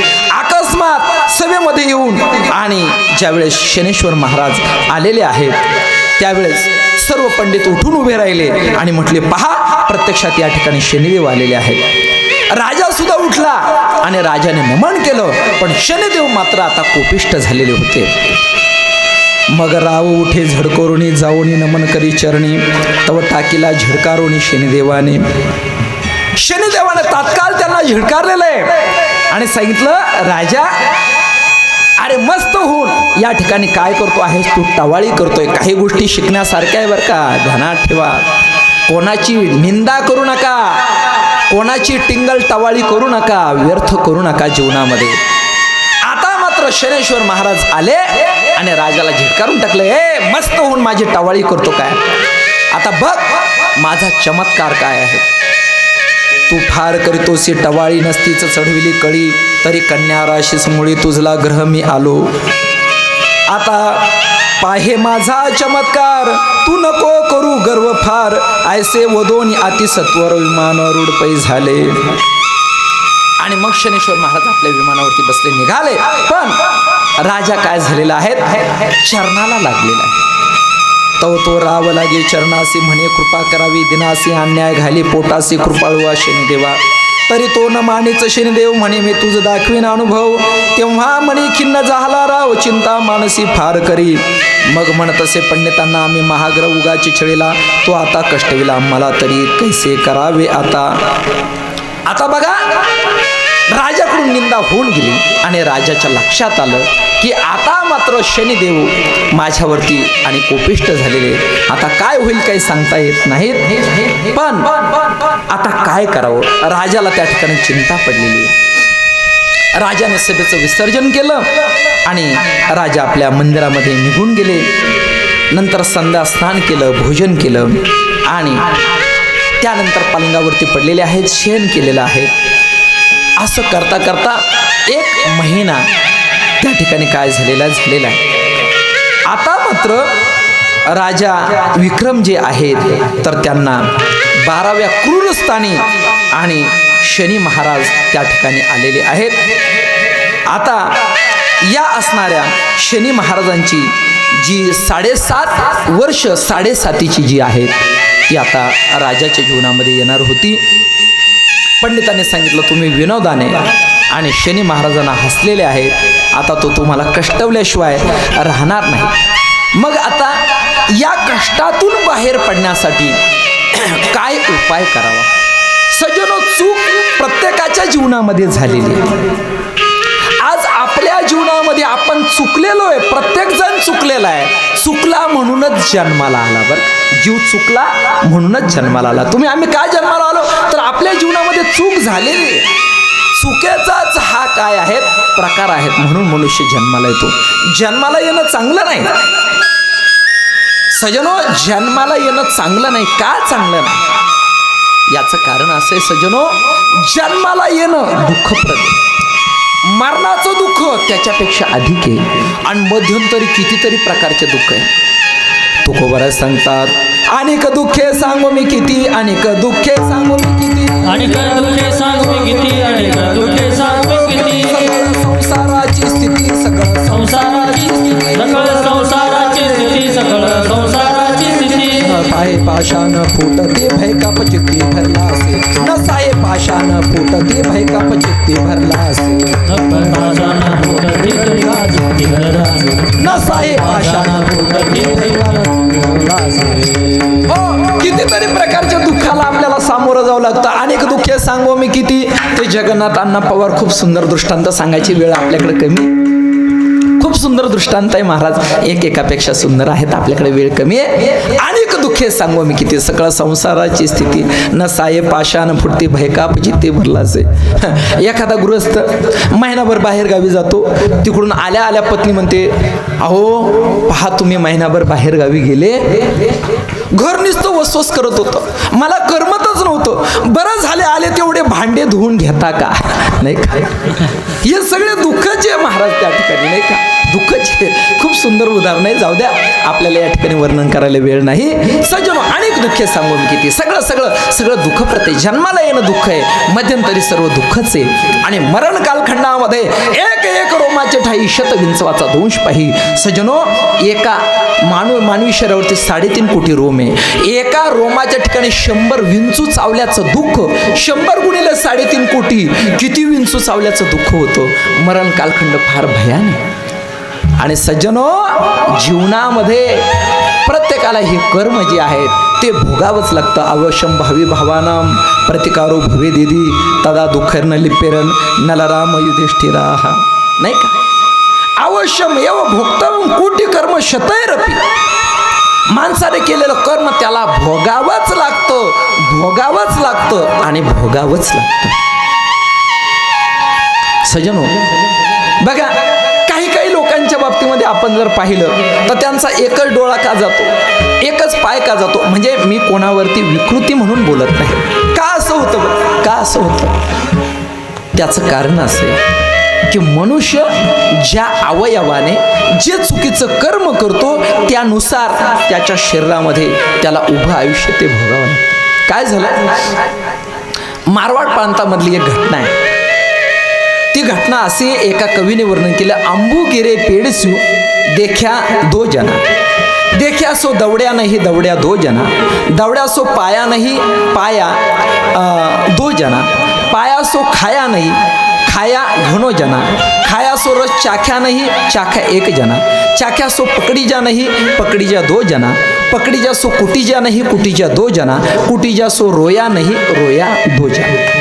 काय झालं, प्रसंग असा आहे, एका व्यक्तीने शेताच्या कडेला एक झाड पाहिलं आणि पाहिल्यानंतर वरून एक शाख गळत होती. हा पळत पळत गेला, ती शाख घेतली आणि तिथंच त्यानं खायला सुरुवात केली. आणि खात असताना शेताचा मालक आला आणि त्यानं त्याला मारलं आणि तो रडायला लागला. अशी ती घटना आहे. आता पहा, या व्यक्तीने जात असताना रस्त्याच्या कडेला एक आंबा होता, आंबे चांगले पिकलेले होते आणि पिकलेले असताना हा तिथून जात असताना नेमकी वरून आंब्यावरून एक शाख गळाली आणि गळाल्यानंतर हा व्यक्ती जो आहे तर ती शाख घेण्यासाठी पळाला. आता पळाला कशाने, पायाने. पण ज्या पायाने पळाला त्या पायाला आंबा प्राप्त झाला का, नाही. तो तिथं गेला आणि तो आंबा त्याने कशाने झेलला, 2 हाताने झेलला. बरोबर आहे की नाही, 2 हाताने झेलला, 2 हाताने झेलला.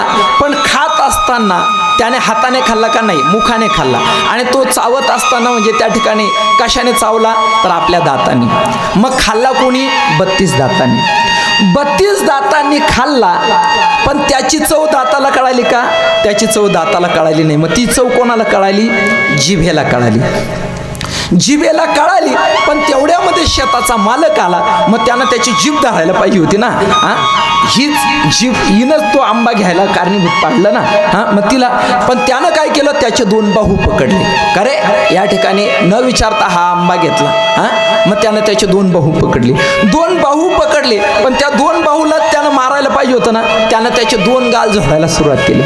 मग आता 2 गाल झोडायला सुरुवात केली. तो रडायला लागला. पण रडत असताना अश्रू कुठून आले, डोळ्यामधून आले. ते बाहूमधून आले का, गालामधून आले का, नाही, ते कुठून आले, डोळ्यातून अश्रू आले. आंबा कोणी पाहिला होता, डोळ्यांनी आंबा पाहिला. रडावं कोणाला कोणाला लागलं? डोळ्याला.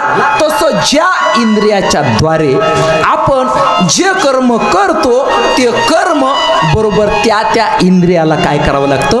भोगावं लागतं. म्हणून सज्जनो, ध्यानात ठेवा, वाईट पाहू नका, वाईट कानाने ऐकू नका, वाईट मुखाने बोलू नका.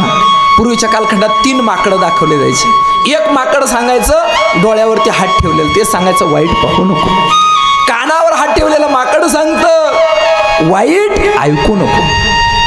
तोंडावर बोट ठेवलं वाईट बोलू नको. महाराज, एका माकडाने माणसाला सांगावं. एवढा माणूस खाली जायला लागलेला आहे त्या ठिकाणी, एवढा माणूस खाली जायला लागलेला आहे. मी अनेक उदाहरणं सांगेल, वेळ नाही माझ्याकडे या ठिकाणी. पण सज्जनो, जीवनामध्ये वाईट कर्म करू नका, चुकीचं राहू नका. एक सांगतो, शनी महाराजांची पीडा जरूर आहेत, पण ती कोणावरती? जो चुकीचं वागतो त्याच्यावरती. पण ज्याच्या जीवनामध्ये नित्य नेमाने परमार्थ आहे, ज्याच्या जीवनामध्ये नित्य नामस्मरण आहेत, ज्याच्या जीवनामध्ये सत्कर्म आहेत, जो गरिबांसाठी त्या ठिकाणी झटतोय, दुसऱ्याचं दुःख पाहिल्यानंतर ज्याला दुःख होतं, पै पायी काटा नेहटे त्याची व्यथा जीवी उमटे, तैसा पोळे संकटे पुढिलांचेने. सज्जनो, दुसऱ्याचं दुःख पाहिल्यानंतर आपल्याला दुःख झालं पाहिजे. काय झालं? पूर्वीच्या कालखंडामध्ये आणि असा येवल्याच्या ठिकाणी बाजार असायचा, म्हणजे खेडोपाडी काही तेवढे बाजार नसायचे, आणि म्हणून गावचे लोक त्या बाजारच्या निमित्ताने येवल्यासारख्या ठिकाणी जायचे. आणि मग पूर्वीच्या कालखंडामध्ये बसनेच प्रवास असायचा. मग शेवटी मात्र ती गाडी अशी भरगच्च भरायची. काय झालं? त्या असणाऱ्या बाजारामध्ये एका व्यक्तीने आपली एक सायकल खरेदी केली त्या बाजारात, आणि तो त्या गाडीने जात असताना त्यानं काय केलं? आपली जी सायकल आहे ती वरती, त्या गाडीवरती जे कॅरियर होतं बसवरती, त्याच्यावरती ठेवल्यानंतर पुढे मात्र तो व्यक्ती पहिल्यांदाच तिथं गेलेला होता, म्हणून गाडीच्या अगदी पुढच्या बाजूला ड्रायव्हरच्या जवळच बसल्यानंतर ती गाडी, बाजारचा दिवस होता, शेवटची गाडी होती, फुल गाडी झालेली, पाय ठेवायला जागा नाही. आणि अशा स्थितीमध्ये कंडक्टरनं डबल बेल दिल्यानंतर गाडी निघाली. पावसाळ्याचे दिवस होते, आणि पावसाळ्याच्या दिवसामध्ये ती गाडी जात असताना एक मध्यंतरी डोंगराचा भाग होता आणि एक भला मोठा कडा होता. नेमकं असं झालं, त्या कड्याच्या अलीकडे एक असणारी त्रिफुली होती, चौफुली होती. त्या चौफुलीवरती जवळच याचं गाव होतं, आणि म्हणून यानं कंडक्टरला सांगितलं गाडी थांबवा. कंडक्टरने गाडी थांबवली, आणि गाडी थांबवल्यानंतर या व्यक्तीला पुढून मागे येता बराच वेळ झाला, कारण गाडी फुल भरलेली होती. त्या ठिकाणी येता उशीर झाला. त्यानं पुन्हा कंडक्टरला सांगितलं वरून मला सायकल उतरायची. कंडक्टरनं त्याला मदत केली आणि वरची सायकल त्याने खाली उतरवली. एवढ्यामध्ये 5 ते 7 मिनिट निघून गेले, आणि निघून गेल्यानंतर हे पती पत्नी दोघं जण त्या ठिकाणी उतरले, आणि उतरल्यानंतर कंडक्टरने डबल बेल दिली, आणि डबल बेल दिल्यानंतर गाडी निघाल्यानंतर हे तिथंच होते. तेवढ्यामध्ये तो समोरचा असणारा मोठा जो डोंगराचा कडा होता, नेमकी गाडी तिथून चालली, आणि जात असताना तो कडा वरून कोसळला, आणि संपूर्णच्या संपूर्ण बस त्याच्यामध्ये दाबली गेली. एक सुद्धा माणूस त्याच्यामधला वाचला नाही. सगळेच्या सगळे चकनाचूर झाले त्या कड्याखाली. हा प्रकार दोघा पती पत्नींनी पाहिला, आणि पाहिल्यानंतर ती पत्नी काय म्हणते, कावो बरं झालं आपण गाडीच्या खाली उतरलो, नाहीतर आपण सुद्धा काय झालो असतो, मेलो असतो. बरोबर आहे की नाही? पत्नीने काय सांगितलं? बरं झालं. आता आपणही तिथं असतो तर आपण काय म्हणलो असतो? आपणही म्हणलो असतो बरं झालं. पण त्या पतीने सांगितलं बरं नाही झालं, फार वाईट झालं. म्हटले कसं काय? अगं म्हटले हे बघ, आपण जर इथं उतरलो नसतो तर 5 ते 7 मिनिट गाडी या ठिकाणी थांबली नसती, आणि जर एवढ्या वेळामध्ये एवढा वेळ जर वाया गेला नसता तर ही गाडी कड्याच्या पलीकडे निघून गेली असती आणि सगळ्यांचे प्राण वाचले असते. बरं नाही झालं, फार वाईट झालं. जी बरं म्हणते ती तुमच्या आमच्यासारखी जीव रूपाने जंत आहे, आणि जो दुसऱ्याचं दुःख पाहून वाईट झालं म्हणतो तोच काय आहे तर संत आहे. ध्यानात ठेवा. दुसऱ्याचं वाईट झालेलं पाहून ज्याला आनंद होतो तो तुमच्या आमच्यासारखा जीवरूपी जंत आहे. आणि दुसऱ्याचं दुःख पाहून ज्याचं अंतकरण हेलावतं कळवळतं तो काय आहे संत आहे. सज्जनो ध्यानात ठेवा. म्हणून संत महात्म्यांना आपलं दुःख पाहवत नाही. का तुकोबाराय एवढे चिडले, का तुकोबाराय एवढे चिडले? वाचा तुकोबारायांची गाथा. शिव्या दिलेल्या आहे आई माईवरून तुकोबारायांनी शिव्या दिलेल्या. का का का काय तुकोबाराय काय त्या ठिकाणी काय असे वाईट होते का त्या ठिकाणी? का तुकोबाराय असं म्हणतात? सज्जनो, तुकोबारायांचं अंतकरण हे आईचं अंतकरण आहे. आणि ज्या वेळेस तुम्ही आम्ही दुःख भोगतो ना त्यावेळेस त्या तुकोबारायांना कळवळा येतो. येतो हिताचा कळवळा, येतो हिताचा कळवळा, येतो हिताचा कळवळा, येतो हिताचा कळवळा. हे पडती हाती म्हणून काळा, पडती हाती म्हणून काळा, येतो हिताचा कळवळा, येतो हिताचा कळवळा. हे पळते हातोय म्हणून काळा, पळते हाती म्हणून काळा, येतो हिताचा कळवळा, येतो हिताचा कळवळा. ओ तुकोबारायला हिताचा कळवळा येतो. जसं आईला मुलाचं दुःख पाहिल्यानंतर दुःख होतं तसं तुकोबारायांनी आपल्याकडे पाहिल्यानंतर तुकोबारायांना दुःख होतं त्या ठिकाणी. आणि म्हणून किती सांगू तरी नायक ती भटकीचे पुढे शिंदळीचे रडतील असे तुकोबारायांचे शब्द आहे त्या ठिकाणी. ज्याच्या मुखात नामस्मरण नाही तुकोबारायांनी त्याला पण शिव्या घातल्या त्या ठिकाणी. नाही असं काही नाही. पण याच्यामध्ये तुकोबाराय वाईट होते असा त्याचा भाव नाही. तुकोबारांचा भाव एक आहे, अरे मानवी देह तुम्हाला प्राप्त झालेला आहे. या देहाच्या द्वारे तैसे येण्याचे शरीर शरीरा येणे सरे किंबहुना एर झारे चिरापडे. अरे मानवी जीवनाचा उपयोग करा, सदुपयोग करा. मानवी जीवनासारखा एवढा नरदेह तुम्हाला प्राप्त झाला, याचा सदुपयोग करा. म्हणून सज्जनो, संत महात्म्यांचं अंतकरण कळवळतं. आणि एक ध्यानात ठेवा, आता जर तुम्ही जर चुकले बरं का, तुम्ही जर चुकले, मुद्दाम शब्द वापरतो कारण आम्ही सावध आहे. ध्यानात ठेवा, आम्ही सावध आहे. आम्ही नुसते कीर्तन करत नाही फिरत, आम्ही सावधान आहे. जीवनामध्ये आम्हाला काय करायचंय हे ठरलेलं आहे. म्हणून मी सांगत असतो, प्रत्यक्षात देवाची भेट घेतल्याशिवाय मी तरी मरणार नाही माझ्या जीवनात. प्रत्यक्षात देवाची भेट घेतल्याशिवाय मी तरी मरणार नाही, कारण मला माझ्या जीवनाचं महत्त्व कळालेलं आहे. असं नुसतं कीर्तन करत टाइमपास फिरण्यात आणि लय लोक मानतात म्हणून आमच्या छातीला गुंड्या राहत नाहीत याच्यातले आम्ही नाही. उलट आम्हाला स्तुती कोणाची आवडत नाही त्या ठिकाणी. नाही आवडत आम्हाला स्तुती त्या ठिकाणी. कारण काय, स्तुती करणारे जाणार आहेत आणि आपणही जाणार आहे. आणि काय मानवी देहाची स्तुती करायची त्या ठिकाणी. पण सज्जनो ध्यानात ठेवा, काही गोष्टी तुम्हाला कळाव्या म्हणून जसं तुकोबार म्हणतात, तुका म्हणे आम्ही राजे त्रैलोक्याचे. म्हणजे काय, तुकोबार देवापेक्षा पण तुका म्हणे आम्ही देवाहुनी बळी. पण कोणत्या बाबतीमध्ये बळी आहे? तुकोबाराय प्रौढी करत नाहीत. राहिलो निराळी ठेवून आशा. अरे आम्ही आमच्या जीवनात आशा, मान, तृष्णा सगळ्या गुंडाळून ठेवल्या म्हणून आम्ही बलवान आहे त्या ठिकाणी. म्हणजे तुकोबाराय काय देवापेक्षा स्वतःला श्रेष्ठ समजतात का? नाही, असा त्याचा भाव नाही. तसं आपल्या जीवनात साधना घडावी म्हणून काही गोष्टी सांगाव्या लागतात त्या ठिकाणी. म्हणून त्याच्यात प्रौढे असते असं नाही. सज्जनो, तुकोबारायांच्या जीवनामध्ये कळवळा आहे, हिताचा कळवळा आहे. तुम्ही आम्ही या काळाच्या आणि ओघामध्ये पडतोय.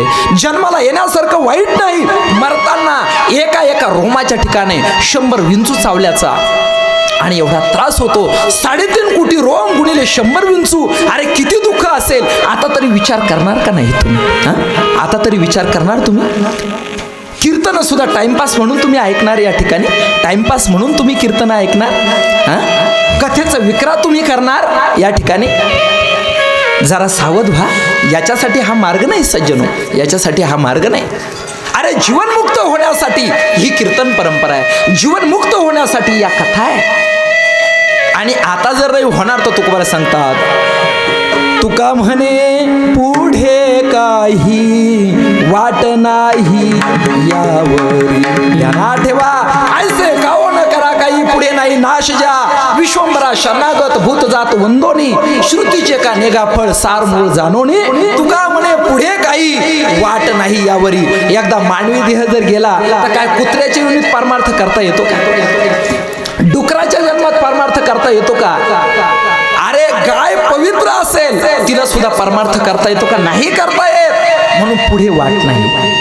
84 लक्ष योनी भोगता आणि हिंडता दुःख भोगिले. मग 84 लक्ष योनीमध्ये खूप दुःख आहे. उदाहरण सांगितलं असतं, वेळ माझ्याकडे नाही. श्री नर्मदा गौमाता यूट्यूब चॅनलच्या द्वारे आम्ही हे सगळं टाकलेलं आहे. ऐका ते कीर्तन ऐका, जरा नर्मदा मातेवर काही चिंतन ऐका. त्या ठिकाणी सज्जनो जीवनामध्ये सावध झालं पाहिजे. म्हणून कीर्तन टाइमपास म्हणून ऐकू नका, प्रवचन टाइमपास म्हणून ऐकू नका. प्रत्येक शब्द आपल्या कानात घुसला पाहिजे, तो आतमध्ये खोल रुजला पाहिजे. आणि शनिदेवाची असणारी ग्रहपीडा कोणाला होते हे जाणून घ्या. कोणालाही होत नाहीत. जो चिंतन करतो ना त्याला शनी महाराज दंडित करणार नाही. मग त्याला काळे तिळही घ्यायची गरज नाही आणि त्याला त्या ठिकाणी मोहऱ्याही घ्यायची गरज नाही, उडीदही घ्यायची गरज नाही, कुठं पिंपळाला वाहण्याची गरज नाही आणि काहीच करण्याची गरज नाही. कुठं नालही घ्यायची नाही, तिची पूजाही करायची नाही. फक्त एक करा, चांगलं कर्म करा. शनीची बाधा तुम्हाला कधीच होणार नाही. त्या ठिकाणी कधीच होणार नाही. फक्त चांगलं कर्म करा बस. बाकी काहीच म्हणणं नाही शनी महाराजांचं. दंडित ते कोणाला करतात? जो वाईट वागतो त्याला. अरे आपण वाईटच वागलो नाही तर घाबरायची काय गरज आहे त्या ठिकाणी? आता गाडी चालवतो आपण, चालवतो, पोलीस आले. पोलिसाची भीती कोणाला? ज्याच्याकडे लायसन्स नाही त्याला. पोलिसाची भीती कोणाला? ज्यानं गाडीचं काय त्या ठिकाणी काही कागदपत्र थकवले असतील, एखाद्यानं चोरीची गाडी आणली असेल, त्याला पोलिसाची भीती. मी म्हणतो आपल्याकडे जर लायसन्स आहेत, गाडी जर आपल्या मालकीची आहेत, तेवढे पैसे आपण चांगला व्यवहार करून सारखं त्या ठिकाणी गाडीच्या असणाऱ्या शोरूमला भरलेले, आपल्याला काय घाबरायची गरज आहे त्या ठिकाणी? गाडी चालवत असताना आपल्याकडून अपराध झाला नाही, कोणाला धक्काला, काय पोलिसांना घाबरण्याची गरज आहे? पोलिसाला जो कोण घाबरतो? ज्याने अपराध केला तो. ज्याने अपराधच केला नाही त्याला काय घाबरायची गरज आहे त्या ठिकाणी? काय घाबरायची गरज आहे त्या ठिकाणी? सज्जनो तसंच आहे. जो वाईट कर्म करत नाही त्यांना शनी महाराजांची कुठलीच भीती बाळगायची नाही, कुठलीच भीती बाळगायची नाही. पण मात्र जो चुकीचं कर्म करेल शनी महाराज त्याला दंडित करतील. आणि ठीक आहे, शनी महाराजांचे मग तुम्ही म्हणाल विक्रम राजा जे आहेत त्यांच्या जीवनामध्ये असं का घडलं?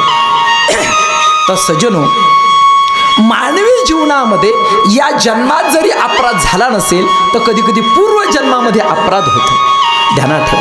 भीष्माचार्याने प्रश्न विचारला गोपालकृष्ण परमात्म्याला, देवा अरे इथून पाठीमागं मी काहीतरी 150 का 51 जन्म सांगितले, एवढ्या जन्मात मी कधी पाप केलं नाही. भीष्माचार्य म्हटले, आणि मग मला हा दंड का शरपंजेरी पडावं लागलं? ते म्हटले 151-52 जन्मात नसल झालं, पण त्याच्या अगोदरचा 153वा जन्म गोपालकृष्ण परमात्म्याने सांगितला.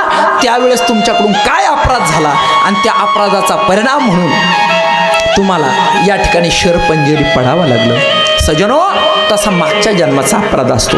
आणि पुन्हा दुसरी गोष्ट सांगतो, काही वेळेला आपल्याला मार्गदर्शन करण्यासाठी, नाही का, मार्गदर्शन करण्यासाठी देवच त्या रीतीने अवतार घेतो आणि आपल्याला त्या रीतीने मार्गदर्शन करून दाखवतो.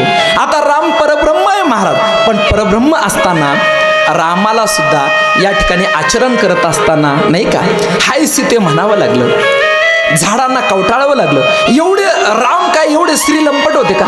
हे सीते एवढे शोक करणारे राम लंपट होते? अरे रामाचा आदर्श सांगतो तुम्हाला. 14 वर्ष ऐकून घेण्याची गोष्ट आहे बरं का, थोडीशी बारकाईने ऐका, त्याच्यातला आशय कळून घ्या. 14 वर्ष रामचंद्र प्रभू वनवासामध्ये सीता मातेच्या सोबत राहिले बरं का, सीता मातेच्या सोबत राहिले. पण रामाला एक तरी पुत्र झाला का वनवासात असताना? त्यावेळेस कुटुंब नियोजनाची व्यवस्था होती का? ऑपरेशनची व्यवस्था होती का? ऐकण्यासारखी गोष्ट आहे, ऐकण्यासारखी गोष्ट होती ऑपरेशनची व्यवस्था. तशी नसताना रामचंद्र प्रभू सीता मातेच्या सानिध्यात 14 वर्ष राहतात तरी अपत्य होत नाहीत. हे रामाचं ब्रह्मचारी व्रत आहे. हे रामाचं विषयावरचं आधिपत्य आहे म्हणून राम समजून घ्यायला सामान्य लोकांची गोष्ट नाही त्या ठिकाणी. आपला एखादा रामभाऊ कलियुगामधला जर वनवासाला गेला नसता, त्यानं आईबापाच हाताखालून काढले असते. कोण आईची म्हणून बापाची आज्ञा पाळत गेलाच नसता बापाला चोपून काढलं असतं. त्या कंसाने बापाला त्या ठिकाणी हाणमार केली आणि बंदीखान्यामध्ये टाकलं. पण राम हे आदर्श आहे, राम हे आदर्श आहे. म्हणून राम मंदिर महत्वाचं नाही, राम मंदिरामध्ये जो राम बसलेला आहे तो आदर्श महत्वाचा आहे. राम म्हणजे सत्य आहे, राम म्हणजे जीवनामध्ये पुण्य आहे, राम म्हणजे जीवनामध्ये आचार आहेत, राम म्हणजे विचार आहेत, राम म्हणजे उच्चार आहेत, राम म्हणजे जीवनामधलं संयमन आहेत, राम म्हणजे तिथं अयोध्येमध्ये बसले ते नाही. अरे रामाचं चरित्र म्हणजे राम आहेत, रामाचं चारित्र्य म्हणजे राम आहेत, संस्कार म्हणजे राम आहेत, संस्कृती म्हणजे राम आहेत. हे समजून घ्या, हे समजून घ्या. त्या ठिकाणी रामाचं मंदिर म्हणजे आदर्शाचं मंदिर आहे, रामाचं मंदिर म्हणजे संस्कृतीचं मंदिर आहे.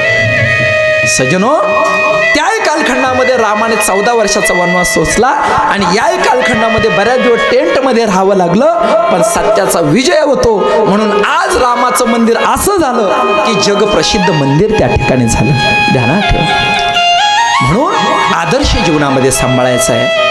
आम्ही राम मंदिराचं समर्थन करतो असं नाही, रामाचं समर्थन करतो, आदर्शाचं समर्थन करतो.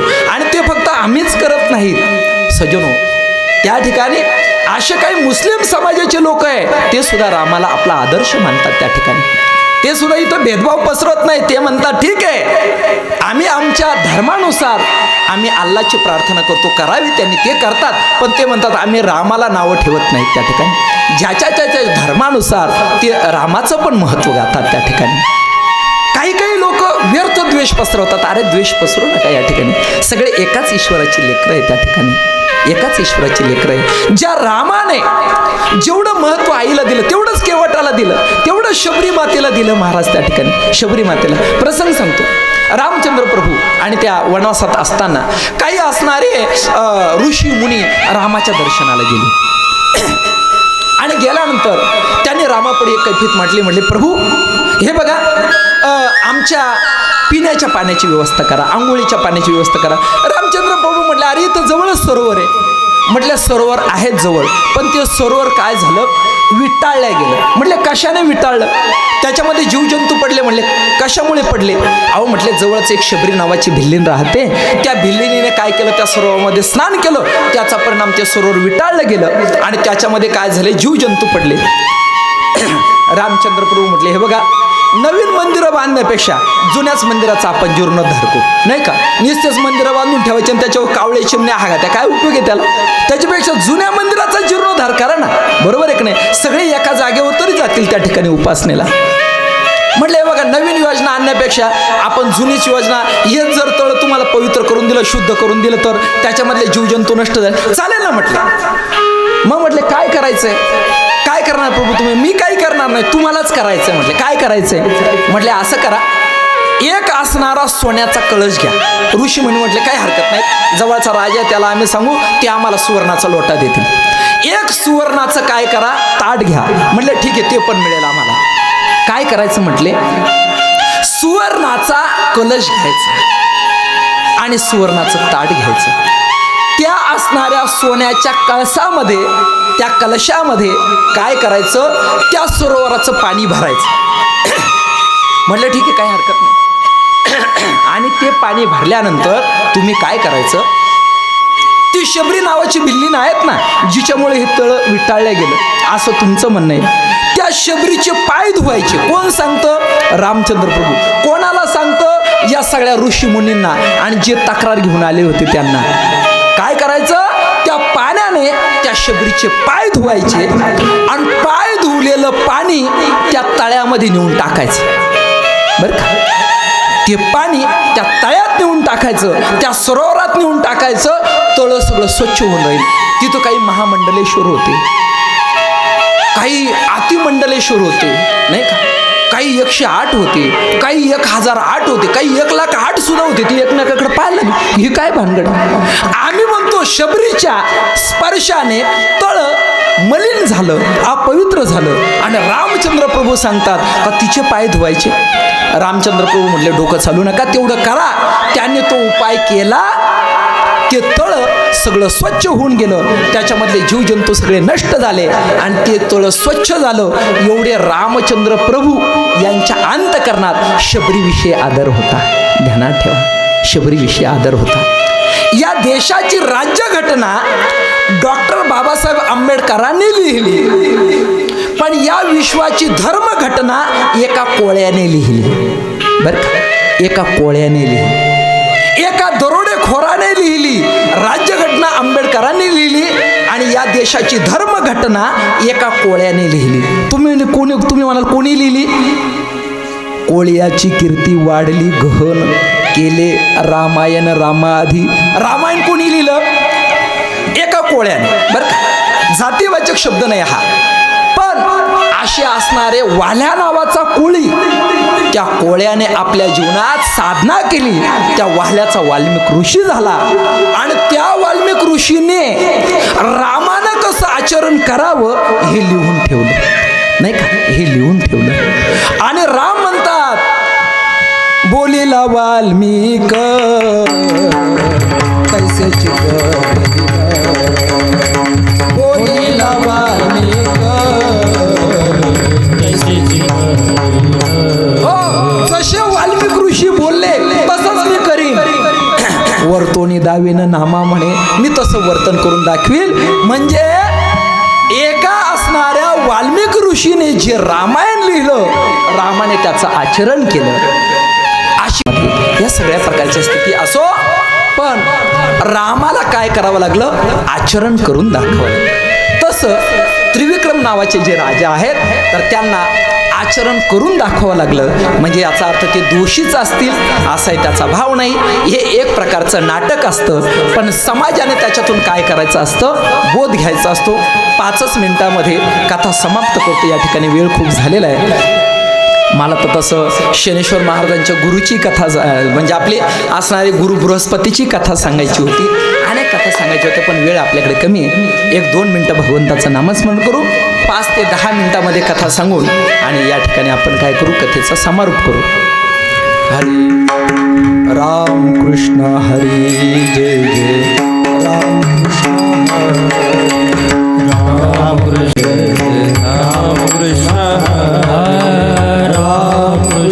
हरी जय जय राम कृष्ण हरी. राम कृष्ण हरे जय जय राम कृष्ण हरे. राम कृष्ण हरी जय जय राम कृष्ण हरी. राम कृष्ण हरे जय जय राम कृष्ण हरे. राम कृष्ण हरी जय जय राम कृष्ण हरी. राम कृष्ण हरे जय जय राम कृष्ण हरे. राम कृष्ण हरी जय जय राम कृष्ण हरी. राम कृष्ण हरे जय जय राम कृष्ण हरी. राम कृष्ण हरी जय जय राम कृष्ण हरी. बोला राम कृष्ण हरे जय जय राम कृष्ण हरे. राम कृष्ण हरी जय जय राम कृष्ण हरी. बोला राम कृष्ण हरे जय जय राम कृष्ण हरे. जय जय राम कृष्ण हरी जय जय राम कृष्ण हरी. राम कृष्ण हरे जय जय राम कृष्ण जय जय राम कृष्ण हरी जय जय राम कृष्ण हरी. राम कृष्ण हरे जय जय राम कृष्ण हरे. शनेश्वर भगवान की जय, पवनसुत हनुमान की जय. या असणाऱ्या विक्रम राजाने शनी महाराजांची निंदा केली. शनी महाराजांच्या अंतःकरणामध्ये कोप निर्माण झाला आणि शनीची 7.5 जी आहेत, तर ती मात्र आता विक्रम राजाच्या जीवनामध्ये सुरू झालेली. 1 महिना त्या ठिकाणी गेला. या ठिकाणी या असणाऱ्या ग्रहपीडेतून कसं बाजूला पडावं याचा एक शास्त्रविधी या ठिकाणी सांगितलेला आहे की कशा पद्धतीनं आणि आपण आपल्या जीवनात या शनीच्या 7.5तून बाहेर पडायचं आहे. याच्यासाठी काय करायचं आहे? तर शनी महाराजांच्या प्रतिमेचं पूजन करायचं आहे. या प्रतिमेचं पूजन करत असताना औषधी स्नान, याचा अर्थ काही असणाऱ्या ज्या काही वनस्पती आहेत त्याचा रस काढून आणि त्याने काय करावं त्या ठिकाणी, म्हणजे अभ्यंग स्नान, औषधी स्नान अशा पद्धतीने ते करावं.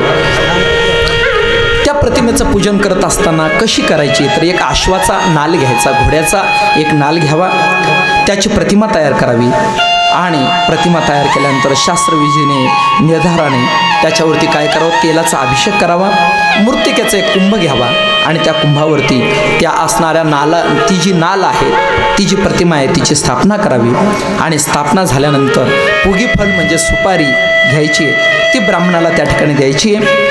23 सहस्र जप आपण त्या ठिकाणी करायचा आहे शनेश्वर महाराजांचा. बघा, शनेश्वर महाराजांचे अनेक मंत्र आहेत. शं शनेश्वराय नमः, शं शनेश्वराय नमः. अशा पद्धतीनं जो काही एखादा मंत्र असेल शनी मंत्राचा त्या ठिकाणी 23,000 जप करावा. त्याच्यानंतर त्याचा 1/4 हवन त्या ठिकाणी करावं आणि त्यानंतर एक जप करून घेणारा ब्राह्मण असेल, आपण स्वतः केला असेल तर त्या ठिकाणी त्याची काय करावी, पूजा करावी. यथाशक्ती फक्त ब्राह्मणालाच नाही तर सर्वांना त्या ठिकाणी दान करावं. आता उद्या या ठिकाणी एक दुर्मिळ अशा पद्धतीचा योग येतोय. शनी महाराजांची जयंती उद्या शनिवारीच येत आहे. अनेक वर्षानंतर आलेला हा योग आहे. या योगावरती सकाळी सूर्योदयाच्या आतमध्ये उठावं आणि सूर्योदयाच्या आतमध्ये उठल्यानंतर आपण स्नान संध्या वगैरे करावी. स्नान संध्या केल्यानंतर शनेश्वर महाराज जे आहेत त्यांच्या मंदिरामध्ये जावं. गेल्यानंतर शनेश्वर महाराजांना काळे तीळ अर्पण करावे किंवा त्या ठिकाणी उडीद जे आहेत काळे ते त्या ठिकाणी अर्पण करावे. मोहरीचं तेल घ्यावं. शनेश्वर महाराजांच्या दृष्टीला दृष्टी भिडू नये. शनेश्वर महाराजांच्या चरणाकडे पाहावं आणि ते असणारं जे तेल आहे त्या तेलाचा काय करावा, अभिषेक करावा शनेश्वर महाराजांना. याही व्यतिरिक्त आपला पिंपळाचा जो वृक्ष असेल, पिंपळाच्या वृक्षाखाली जाऊन आणि एक असणारा मोहरीच्या तेलाचा दिवा लावावा. तिथं सुद्धा आपण उडीद वगैरे काही गोष्टी त्या ठिकाणी व्हाव्या. उद्याच्या दिवशी जे काही आहेत तर प्रत्येकाने मीठ अर्पण करावं. त्याच्यानंतर काळे उडीद, काळे तीळ त्या ठिकाणी अर्पण करावे. मोहरीचं तेल असेल ते शनेश्वर महाराजांना अर्पण करावं. पण उद्याच्या दिवशी ह्या वस्तू खरेदी करू नये. तर आजच ज्याला अर्पण करायचं असेल त्याने आजच त्या वस्तू काय कराव्या, खरेदी करून ठेवाव्या. यथाशक्ती पद्धतीनं आपण काळी छत्री असेल ती दान करावी. काळी द्या म्हणजे याचा अर्थ लोखंडाची काही कढई असेल, लोखंडाच्या काही वस्तू असतील त्या उद्याच्या दिवशी दान कराव्या. उद्या मात्र आपण लोखंड खरेदी करू नये. असे अनेक प्रकारचे प्रकार त्या ठिकाणी सांगितलेले आहेत.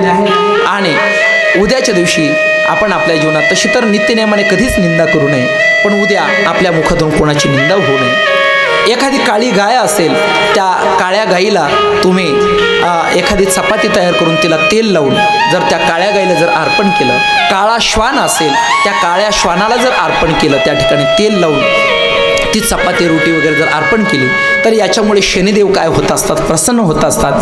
नाही काळी गाय मिळाली तर कोणताही प्राणी असू द्या त्या ठिकाणी त्या प्राण्याला त्या ठिकाणी अर्पण करा. अशा पद्धतीनं शनी महाराजांची असणारी ग्रहपीडा असते, त्या ग्रहपीडा निवारण करण्याचे काही उपाय आहेत. असो, यथाशक्ती चांगल्या पद्धतीनं आपण दानधर्म उद्याच्या दिवशी करावा, जी आपली यथाशक्ती असेल. नसेल तर त्या ठिकाणी आपण दोन्ही कर जोडून शनेश्वर महाराजांचं त्या ठिकाणी नमन करून आणि शनेश्वर महाराजांच्या जपाचा आपण जप करावा. अशा पद्धतीनं जसं यथाशक्ती असेल त्या पद्धतीनं आपण आपल्या जीवनामध्ये सत्कर्म करावं.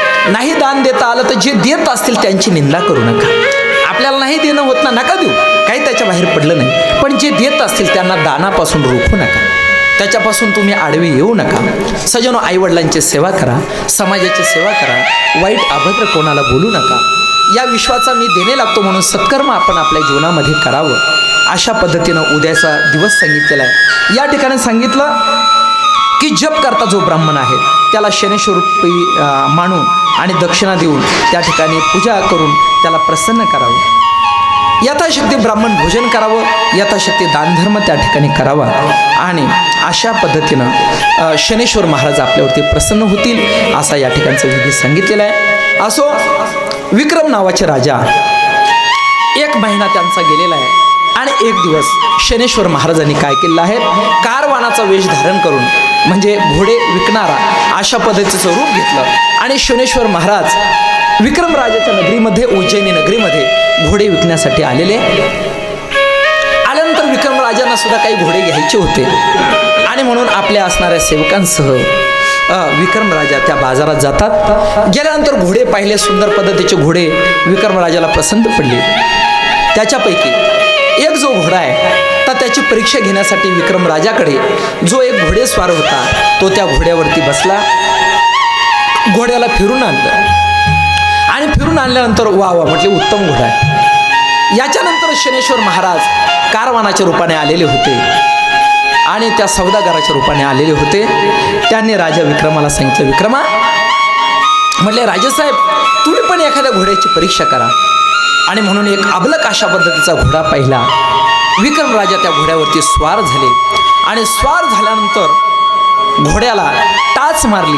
त्याबरोबर घोड्याने उड्डाण केलं. वायुगतीने घोडा निघाला. तेवढ्यामध्ये विक्रम राजाने त्याला चाबूक मारला. आता मात्र घोडा प्रचंड वेगाने निघाला आणि निघाल्यानंतर घोडा थांबायला तयार नाही. जसा घोडा निघाला वायूच्या गतीने निघाला आणि निघाल्यानंतर विक्रम राजाला काय करावं ते समजेना. पुढे घोडा एका असणाऱ्या नदीच्या किनाऱ्यावरती आला. त्या नदीला उल्लंघन करून आणि पलीकडे असणारं ओसाड अशा पद्धतीचं जंगल, त्या जंगलामध्ये आणि काय केलं आहे विक्रम राजाला घोड्याने टाकून दिलं, खाली पाडून दिलं आणि विक्रम राजा त्या ठिकाणी पडल्यानंतर ती नदी अदृश्य झाली आणि तो घोडा पण अदृश्य झाला. असं सांगतात की आपला राहुडचा जो घाट आहे या घाटामध्ये ती घटना घडलेली आहे आणि तामलिंदा नावाची नगरी म्हणजे चांदोड नगरी आहेत असं सांगतात बरं का. आपल्याला काही एवढं बारकाईने त्या ठिकाणी माहिती नाही, परंतु मात्र राहुडच्या घाटात ही घटना घडलेली आहे असं आपण मान्य करू. जाऊ द्या, आपल्याला काही त्याच्याशी मतलब नाही. सजनो, विक्रम राजाने पाहिला हा काय चमत्कार आहे. नदी गायब झाली, घोडा गायब झाला. विक्रम राजा त्याच ठिकाणी पडून राहिले. दुसऱ्या दिवशी सकाळी विक्रम राजे उठले आणि जवळ नगरी होती तामलिंदा नावाची नगरी. त्या नगरीच्या दिशेने विक्रम राजा त्या ठिकाणी निघाले. निघाल्यानंतर त्या गावाचा असणारा वैश्य, त्या वैश्याने विक्रमाला पाहिलं आणि त्याने चौकशी केलेली, परंतु विक्रम राजाने आपला खरा काही परिचय दिला नाही. सांगितलं की या ठिकाणी काही निमित्ताने आलेलो आहे. तेवढ्यामध्ये त्या असणाऱ्या वैश्याने विक्रमाला आपल्या घरी आणलं. घरी आणल्यानंतर विक्रमाला सुंदर पद्धतीचे पदार्थ खाऊ घातलेले. या असणाऱ्या वैश्याची एक कन्या, तिचं नाव अलोलिका आहे आणि कित्येक तिच्या जीवनात एक स्थिती होती की मला मनोइच्छित वराशी लग्न करायचंय, परंतु आतापर्यंत तिला एकही वर पसंत पडलेला नव्हता. सहज वैश्याच्या मनात आलं की हा मुलगा चांगला दिसतो, हा तरुण चांगला दिसतो आणि म्हणून आपल्या कन्येला त्या ठिकाणी सांगावं की याच्याशी तू लग्न कर. मग त्या असणाऱ्या वैश्याने आपल्या मुलीला सांगितलं. मुलगी म्हटली मी तुमच्या परीक्षेनुसार नाही, मी स्वतंत्र त्याची परीक्षा घेईन. रात्री चित्रशाळेमध्ये जी चित्रांची शाळा तयार केलेली होती, अनेक प्रकारचे पशु पक्षी आणि चित्राचे त्या ठिकाणी तयार केलेले होते. या वैश्याने त्या चित्रशाळेमध्ये रात्री विक्रम राजाची झोपण्याची व्यवस्था केली. पुढे असा प्रसंग घडला, राजा विक्रमाला कळेना ही काय स्थिती आहे, कुठं मी आज या ठिकाणी आलेलो आहे, आता पुढे काय घडणार आहे, शनी महाराज काय काय परीक्षा पाहतील. विक्रम राजा चिंतित होते. तेवढ्यामध्ये रात्री सुंदर पद्धतीनं पंचारतीचं ताट सिद्ध करून आणि या वैश्याची कन्या जी आहेत अलोलिका, ती या असणाऱ्या विक्रमाची परीक्षा घेण्यासाठी, हा आपल्याला योग्य वर आहेत का हे पाहण्यासाठी चित्रशाळेमध्ये आली. आल्यानंतर विक्रमांचं जीवन असं होतं, परावियार नारी रखुमाई समान, जाई होतो माते न करी सायास. तुकोबारांचं जसं जीवन तसं राजा विक्रमाचं जीवन. या स्त्रीने काय केलेलं आहे, अनेक प्रकाराने त्या ठिकाणी विक्रम राजाला उठवण्याचा प्रयत्न केला. विक्रम राजाच्या अंगावरती चंदन शिंपडलं, त्या ठिकाणी म्हणजे ओलं असणारं चंदन शिंपडून पाहिलं, अनेक अत्तर टाकून पाहिलं, पण शेवटी मात्र तिचा नाविलाज झाला. विक्रम राजाने मात्र झोपेचं सोंग घेतलं आणि विक्रम राजा त्या ठिकाणी उठले नाही. त्यांनी पाहिलं हा काय प्रकार आहे, काय प्रकार असावा या ठिकाणी. शेवटी ती कन्या नाराज झाली. तिने आपल्या गळ्यामधला असणारा एक मोत्याचा हार काढला आणि त्या ठिकाणी खुंटीला टांगला. ती कन्या नाराज होऊन झोपून गेली. आता मात्र विक्रम राजा पुढचा प्रकार पाहतायत, आता पुढे काय होईल. तेवढ्यामध्ये विक्रम राजाची दृष्टी त्या हाराकडे गेली आणि जवळ एक चित्राचा राजहंस होता. तो चित्राचा राजहंस तिथं जिवंत झाला आणि त्या चित्रामधील जो असणारा राजहंस जिवंत होऊन त्यानं ते सगळे मोती काय केले, गिळून टाकले. हा प्रकार पाहिला, आता काय हा प्रकार आहे. शेवटी सकाळी मात्र विक्रम राजा त्या ठिकाणी उठलेले आणि ती कन्यासुद्धा खडबडून जागी झाली, उठली आणि तिने पाहिलं हा नपुंसक दिसतो. आणि असं म्हणून तो हार पाहण्यासाठी गेली, तो हार गायब झालेला दिसला. तिला असं वाटलं की माझ्या वडिलांनी ज्याला या ठिकाणी आणलेलं आहे, हात काय आहेत त्या ठिकाणी शंड आहेत, वरून याने चोरी केलेली आहे. तिनं सांगितलं माझा मोत्याचा हार तू चोरलास. विक्रमराजाने सांगितलं नाही, मी चोरला नाही. परंतु मात्र या ठिकाणी शनीची साडेसाती होती. कन्या अनेक प्रकारची दूषणं याच्यासाठी तुला या ठिकाणी आणलं आणि तुला जीव खाऊ घातलं. तू शंड आहेत, नपुंसक आहेत, अशा पद्धतीने तिने वल्गना केली. आणि आता मात्र तुला याचा दंड मी देईल. असं म्हटल्यानंतर ती आपल्या वडिलांकडे गेली. काय वर तुम्ही माझ्यासाठी शोधला जो चोर आहेत. शेवटी मात्र त्या वैश्याने काय केलं, आपल्या नोकरांना सांगितलं. अरे त्या नोकरांना सांगितलं जा त्याला घेऊन या. घेऊन आले. घेऊन आल्यानंतर सांगितलं अरे तुला इथं जेवण दिलं, तुझा योग्य अशा पद्धतीचा आदरातिथ्य केला आणि तू माझ्या मुलीचा हार चोरला. विक्रमराजाने समजून सांगितलं. परंतु मात्र वैश्य ऐकायला तयार नाही. नोकरांना हुकूम केला आणि त्यांनी विक्रमराजाला मारायला सुरुवात केली. परंतु विक्रमराजाने हार घेतलेलाच नव्हता. त्यांनी पाहिलं हा चोर म्हणजे बदमाश चोर दिसतो, अट्टल दिसतो, याला राजाच्या ताब्यात दिलं पाहिजे. आणि म्हणून या असणाऱ्या त्या वैश्याने विक्रमराजाला राजाच्या समोर नेऊन उभं केलं. राजाला सांगितलं तस्करी केलेली आहेत माझ्या राज्यामध्ये, जो तस्करी करतो त्याला मी माफ करत नाहीत. तो हार कुठे, परंतु ओरिजिनल घडणारी घटना सांगावी, घडलेली घटना सांगावी, तरीसुद्धा कोणी त्याच्यावरती विश्वास ठेवणार नाही. विक्रमराजाने सांगितलं अहो माझ्यावरती शनीची आणि ग्रहपीडा सुरू झालेली, मला काही कळत नाहीत या असं काय घडतंय. अहो मी हार घेतला नाही. राजाला सांगितलं खोटं बोलू नकोस. शेवटी मात्र राजाने काय केलेलं आहे, आदेश केला यानं काय केलेली, चोरी केलेली, याचे हातपाय तोडून टाका. शेवटी राजाची आज्ञा आहे. नोकरांनी गावाच्या बाहेर याला न्या आणि याचे हातपाय काय करा तोडून टाका. असं म्हटल्यानंतर त्या असणाऱ्या सेवकांनी काय केलेलं आहे, तर विक्रमराजाला गावाच्या नगरीच्या बाहेर नेलं आणि विक्रमराजाची हात आणि पाय तोडून टाकले.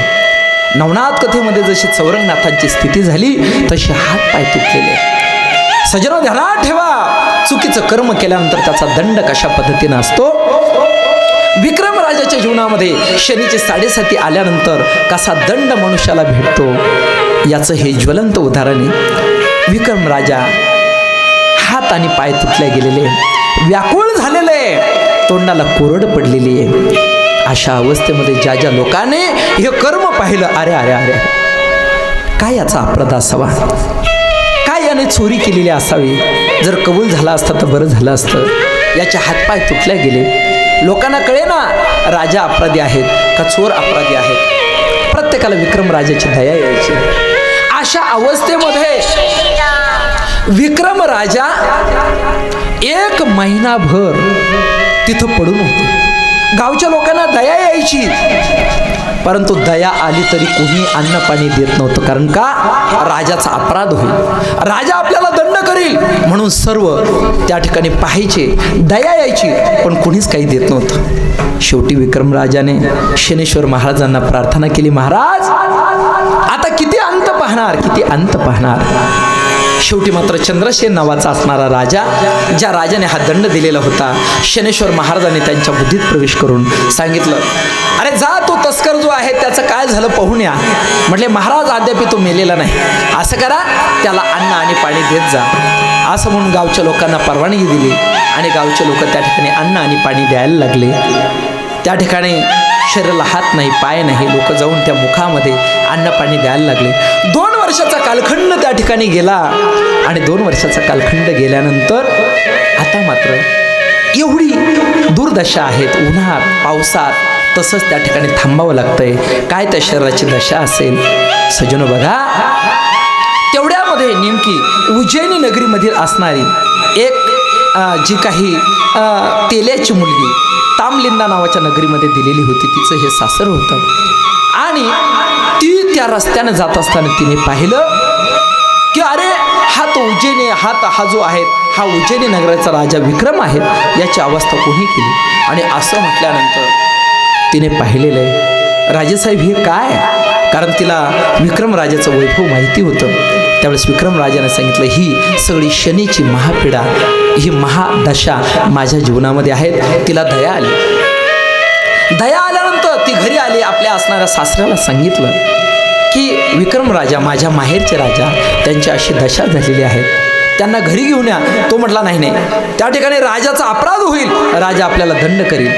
तिने सांगितलं, तुम्ही राजेसाहेबाला जाऊन आणि त्या ठिकाणी विचारा की ते असणारं जे काही त्या ठिकाणचा तो तस्कर आहे त्याला आम्ही घरी आणू का.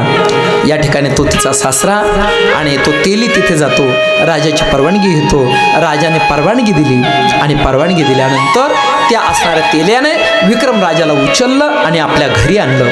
घरी आणल्यानंतर विक्रमाने खूप त्या तेल्याचे काय केले आहेत, आभार मानलेले. फक्त एकच सांगितलं, मी कोण आहेत कोणालाही सांगू नका, कारण का ही शनेश्वर महाराजांची महादशा आहे, महापीडा आहे आणि मला ती भोगू द्या. मी अपराध केलेला आहे शनेश्वर महाराजांचं, मी त्यांची निंदा केलेली आहे आणि म्हणून मला माझी असणारी ग्रहदशा भोगू द्या.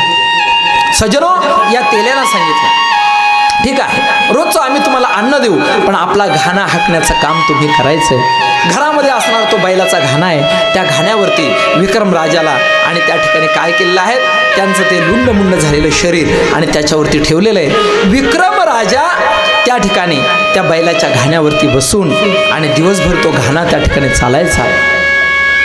असे बरेच दिवस गेले. 7 वर्षाचा कालखंड त्या ठिकाणी गेला. विक्रम राजा मनामध्ये प्रार्थना करतायत, देवा, अरे आता किती परीक्षा पाहशील, किती परीक्षा पाहशील. एक दिवस असा प्रसंग निर्माण झाला की विक्रम राजा गायनामध्ये तरबेज होते आणि विक्रम राजाने काय केलं आहे, तर रात्रीचा समय आहे. रात्रीचा समय असताना तेवढ्यामध्ये विक्रम राजाच्या अंतकरणामध्ये आणि गायनाची लहर आली आणि गायनाची लहर आल्यानंतर विक्रम राजाने एक सुंदर पद्धतीचा दीप राग नावाचा राग गायला सुरुवात केली. त्याचा परिणाम असा झाला की त्या राजाच्या असणाऱ्या नगरीमध्ये लक्ष अशा पद्धतीचे दीप जे आहेत त्या दीपाचं प्रज्वलन झालेलं आहे.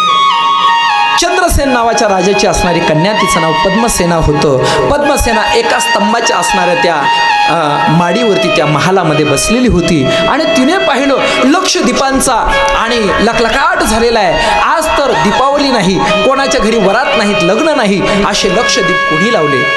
आणि तेवढ्यामध्ये सुंदर पद्धतीच्या त्या असणाऱ्या रागाचे स्वर तिच्या कानावरती येत होते.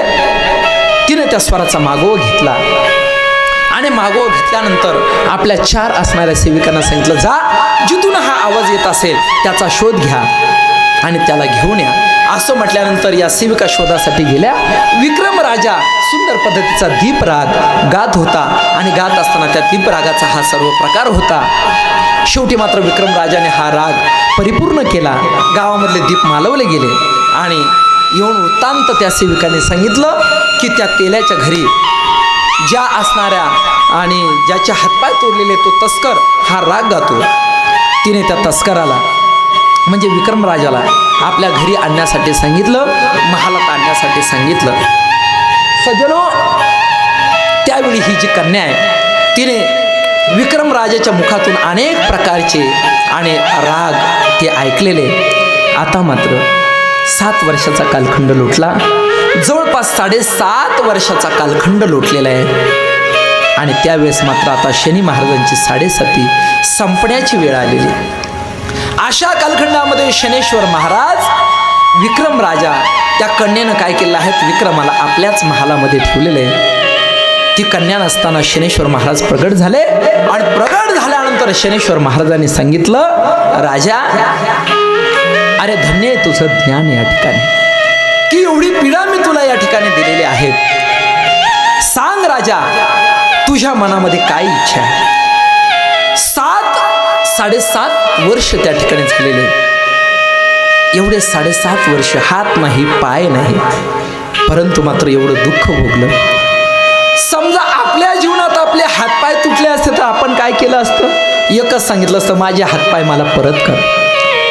परंतु ध्यानात, संत महात्मे स्वतःसाठी जसं काही मागत नाहीत, जगासाठी मागतात. तसं विक्रम राजाला सांगितलं, विक्रमा, काय मागायचं असेल ते मागून घे, मी तुझ्यावरती प्रसन्न झालेलो आहे. त्यावेळेस विक्रम राजाने सांगितलं, देवा, हे बघा, एकच करा, तुम्ही तुम्हाला 7.5 वर्ष छळवलेलं आहे. तुमची असणारी शनीची 7.5 मला भोगावी लागली. हे मी सहन केलं. पण हे देवा, तुम्ही मात्र अशा पद्धतीची परीक्षा सामान्य मानवाची पाहू नका. ध्यानात ठेवा, ही वृत्ती राजाची आहे. राजाने स्वतःसाठी काही मागितलं नाही. काय मागितलं की माझी जेवढी त्या ठिकाणी तुम्ही छळना केलेली आहे, जेवढं मला छळवलेलं आहे तेवढं मात्र सामान्य लोकांना तुम्ही छळू नका. जगासाठी मागितलं.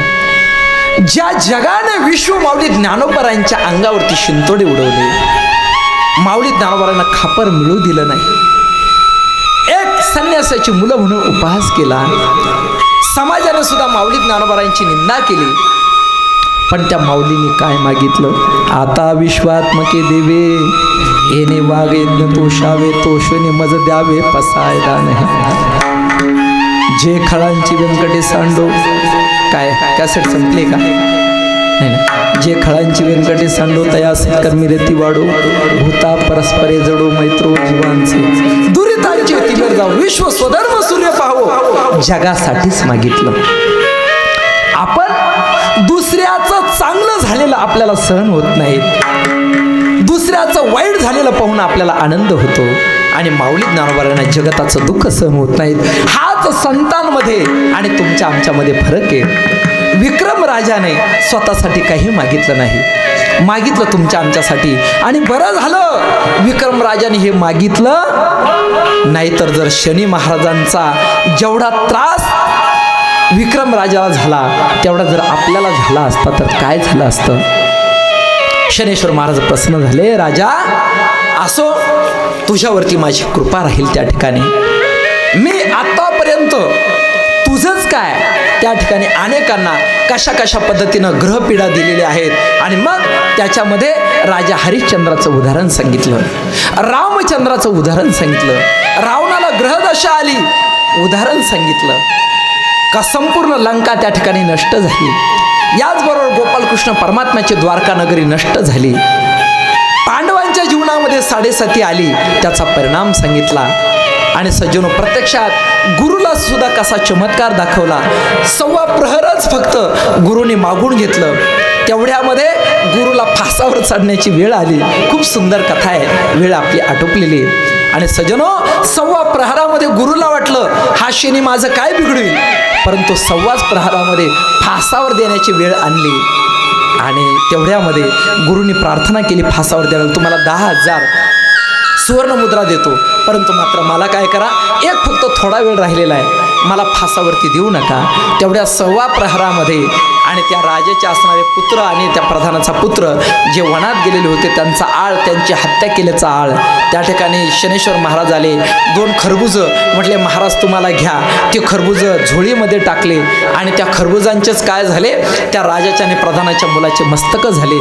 रुधिर गाळताना पाहिलं, त्या सेवकांनी पाहिलं, काय आहेत महाराज झोळीत? काय नाही म्हटले खरबुज आणि रक्त कसं गळतं. हे पाहिल्यानंतर शेवटी, हे दुष्टा, तू आमच्या राजाच्या आणि प्रधानाच्या मुलाचा घात केला. गुरुलाही कळे नाही हे काय झालं. आणि मग त्या ठिकाणी राजाने सुळावर द्यायचं ठरवलं, परंतु 1.25 प्रहर होईपर्यंत आणि त्या गुरुनी काय केलं, त्यांची प्रार्थना केली, त्यात असणाऱ्या शुळावर देणाऱ्यांची प्रार्थना केली. 1.25 प्रहर थांबल्यानंतर राजाचे आणि प्रधानाचे मुलं परत आले. आणि परत आल्यानंतर राजाने पाहिलं, अरे मुलं तर परत आले, मग ती मुंडकी कोणाची होती? उगाच ब्राह्मणाचा उपहास केला आणि म्हणून सांगितलं सुळावर देऊ नका. आणि मग त्या ठिकाणी त्या झोळीमध्ये असणारे 2 खरबूजच त्या ठिकाणी दिसले. अशा पद्धतीनं गुरुला सुद्धा आणि शनेश्वर महाराजांनी काय केलेलं आहे तर त्या ठिकाणी दंड दिलेला आहे. भगवान शंकराला म्हटले महाराज मी तुमच्या राशीला येतो. भगवान शंकर म्हटले अरे नको बाबा नको, परंतु म्हटले महाराज तुम्ही जर माझा तिरस्कार केला तर मी काय करावं? मग म्हटलं ये, पण थोड्या वेळी 1.25 प्रहर यायचं ठरवलं. भगवान शंकराने काय केलेलं आहे तर त्या शनेश्वर महाराजांच्या धाकाने आणि ते एका गुहेमध्ये जाऊन बसले आणि काहीच झालं नाही. मग तेवढ्यामध्ये शनेश्वर महाराज आले. मग भगवान शंकर म्हटले का रे शनी, तू माझं काय बिघडवलं त्या ठिकाणी? म्हटले महाराज मी तुमचं काही बिघडवलं नाही, पण सगळं जग तुम्हाला घाबरतं. तुम्ही 3रा नेत्र जर उघडला तर सगळ्या जगाचा संहार करतात. सगळं जग तुम्हाला घाबरलं. तुम्ही माझ्या धाकानं असं वापरात लपून बसले, याच्यापेक्षा दुसरी शिक्षा तुम्हाला काय पाहिजे त्या ठिकाणी. अशी शनेश्वर महाराजांची शिक्षा आहे. 7.5 त्याच्यामधून कोणीच सुटलं नाही. पण हनुमंतरायाला मात्र त्या ठिकाणी 7.5च्या रूपाने येत असताना हनुमंतराय मात्र त्या ठिकाणी काय केलेले, शनी महाराजांना आपल्या असणाऱ्या आणि त्या शिफ्टीमध्ये धरलं आणि उचलून आपटलं. म्हणून रामदास म्हणे परी हनुमंता थरथरा कापती शनिदेव. आणि शनिदेवाला सगळं जग घाबरतं, परंतु हनुमंतरायाला मात्र म्हणजे शनिदेव मात्र हनुमंतरायाला घाबरतात. म्हणून जो हनुमंताची उपासना करतो तो सुद्धा शनीला प्रिय होतो. असो अशा पद्धतीनं या ठिकाणी ही शनी महाराजांची जी काही ग्रहपीडा आहे तर ती ग्रहपीडा त्याच्यामध्ये त्रिविक्रम राजाला झाली. पुढे शनेश्वर महाराजांच्या कृपेने त्या असणाऱ्या विक्रम राजाला पहिल्यापेक्षा सुंदर देह प्राप्त झाला आणि सगळ्या प्रकारच्या गोष्टीचा उलगडा चंद्रसेन राजाला झाला, वैश्याला झाला. वैश्याने आपली कन्या आणि चंद्रसेन राजाने आपली असणारी पद्मसेना नावाची कन्या आणि त्या वैश्याने आपली अलोलिका नावाची कन्या या दोन्ही राजाला काय केल्या, अर्पण केल्या. आणि सुंदर पद्धतीनं विक्रम राजा पुनश्च आपल्या आणि उज्जैनी नगरीमध्ये येतात. राजा सिंहासनारूढ होतात आणि तिथून पुढे मात्र शनीची असणारी ग्रहदशा कशी आहेत याचं सगळ्यांना त्या ठिकाणी स्पष्टीकरण करून सांगतात सजनो. असे असणारे शनी महाराज यांची दिव्य पद्धतीची कथा आपण या पुण्यपावन नगरीमध्ये 3 दिवस आणि श्रवण केलेले आहेत. निश्चितच एक कथा म्हणजे अश्वमेध यज्ञाचं पुण्य आपल्या पदरामध्ये पडत असतं. या ठिकाणी अनकुटे गावामधील सर्व असणारी जी काही भाविक मंडळी आहेत तुमच्या चरणाविंदावरती मी नतमस्तक होतो. खऱ्या अर्थाने ही शनेश्वर महाराजांची दिव्य कथा या ठिकाणी करण्यासाठी तुम्ही मला योग्य समजलं. निश्चितच मी तुमचा ऋणी आहे. मला वाटतं दरवर्षी ही कथा तुम्ही माझ्याकडे द्यावी अशी माझी इच्छा आहे की दरवर्षी मला इच्छा आहे. या नगरीमध्ये खूप आनंद वाटला. या ठिकाणी छोटंसं गाव आहे आणि या गावामध्ये शनेश्वर महाराजांचं हे दिव्य प्रांगण आणि अशा ठिकाणी तुमच्यासारखे भाविक लोक येतात आणि ही कथा श्रवण करतात. याच्यापेक्षा माझ्या जीवनामध्ये अधिक पुण्य काय आहेत त्या ठिकाणी मी तर निश्चित सांगतो महाराज. अशी कथा जर दरवर्षी जर ऐकलं ना तुम्ही, तुमच्या जीवनात कधीच 7.5 येणार नाही आणि माझ्या जीवनामध्ये येणार नाही महाराज. निश्चित या ठिकाणी एवढं सुंदर आणि वातावरण आहे. हे शनेश्वर महाराजांचं स्थान आहे. या गावाचा इतिहास मला रंगूमावशीने थोडक्यात सांगितलं. त्या ठिकाणी सुंदर इतिहास आहे त्या गावाचा. शनेश्वर महाराज इथं कसे आले, काय झालं, याच्यामधून आज सर्व लोक इथं अन्नदान करतात आणि सर्व लोक एकत्रित येतात. आता संध्याकाळी सुद्धा सुंदर पद्धतीचे कीर्तन प्रवचन या ठिकाणी या प्रांगणामध्ये होतात. उद्या काल्याच्या कीर्तनाची सेवा आहेत त्या ठिकाणी. केवढं आनंदमय अशा पद्धतीचं वातावरण आहे. म्हणून समस्त ग्रामस्थ मंडळी, सर्व शनेश्वर भक्त मंडळी, या मंदिराचे असणारे विश्वस्त, या मंदिराची सेवा करणारे पुजारी वगैरे सर्व मंडळी, आमच्या महाराज मंडळींनी सुद्धा अतिशय सुंदर पद्धतीनं या ठिकाणी साथ संगत केलेली आहेत. मी सर्वांना या ठिकाणी धन्यवाद देतो आणि आजच्या या सेवेला आपण पूर्णविराम देऊया. पुनः शनैश्चराय नमः. शनेश्वराय नमः. ओम शनैश्चराय नमः. ओम शनेश्वराय नमः. ओम शनैश्चराय नमः. ओम शनेश्वराय नमः. ओम शनैश्चराय नमः. ओम शनेश्वराय नमः. ओम शनैश्चराय नमः. ओम शनेश्वराय नमः. ओम शनैश्चराय नमः. ओम शनेश्वराय नमः. ओम शनैश्चराय नमः. ओम शनेश्वराय नमः. ओम शनैश्चराय नमः. ओम शनेश्वराय नमः. ओम शनैश्चराय नमः. ओम शनेश्वराय नमः. ओम शनैश्चराय नमः. ओम शनेश्वराय नमः. ओम शनैश्चराय नमः. ओम शनेश्वराय हा नमः. मंत्र इथं पाठीमागे लिहिलेला आहे बघा. इथं पाठीमागे हा मंत्र लिहिलेला आहे शनैश्चराय. याचा अर्थ शनै शनै रूपरमेत बुद्ध्या धृती गृहीतया आत्मसंस्थम मन कृत्वा न किंचिदपि चिंतयेत. हळूहळू हळूहळू जे काय करत असतात त्या ठिकाणी आपल्या जीवनामध्ये त्यांचा प्रभाव टाकत असतात. शनैश्चराय नमः या नावाने असा हा मंत्र आहे. असो या मंत्राचा आपण आपल्या जीवनामध्ये जप करा. हनुमंतरायाचं आपल्या जीवनात स्मरण करा. चांगलं सत्कर्म करा. आपल्या जीवनात वाईट कृत्य कुठेही करू नका. सगळ्यांशी चांगला व्यवहार करा. नित्यनेमाने आपल्या जीवनामध्ये काहीतरी नित्यनेम करा. आपलं जीवन सफल होईल. शनेश्वर महाराजांच्या सत्कर्माने आपल्यावरती कृपा होईल. झालेली सेवा शनेश्वर महाराजांच्या चरणामध्ये समर्पित करतो आणि सेवेला पूर्णविराम देतो.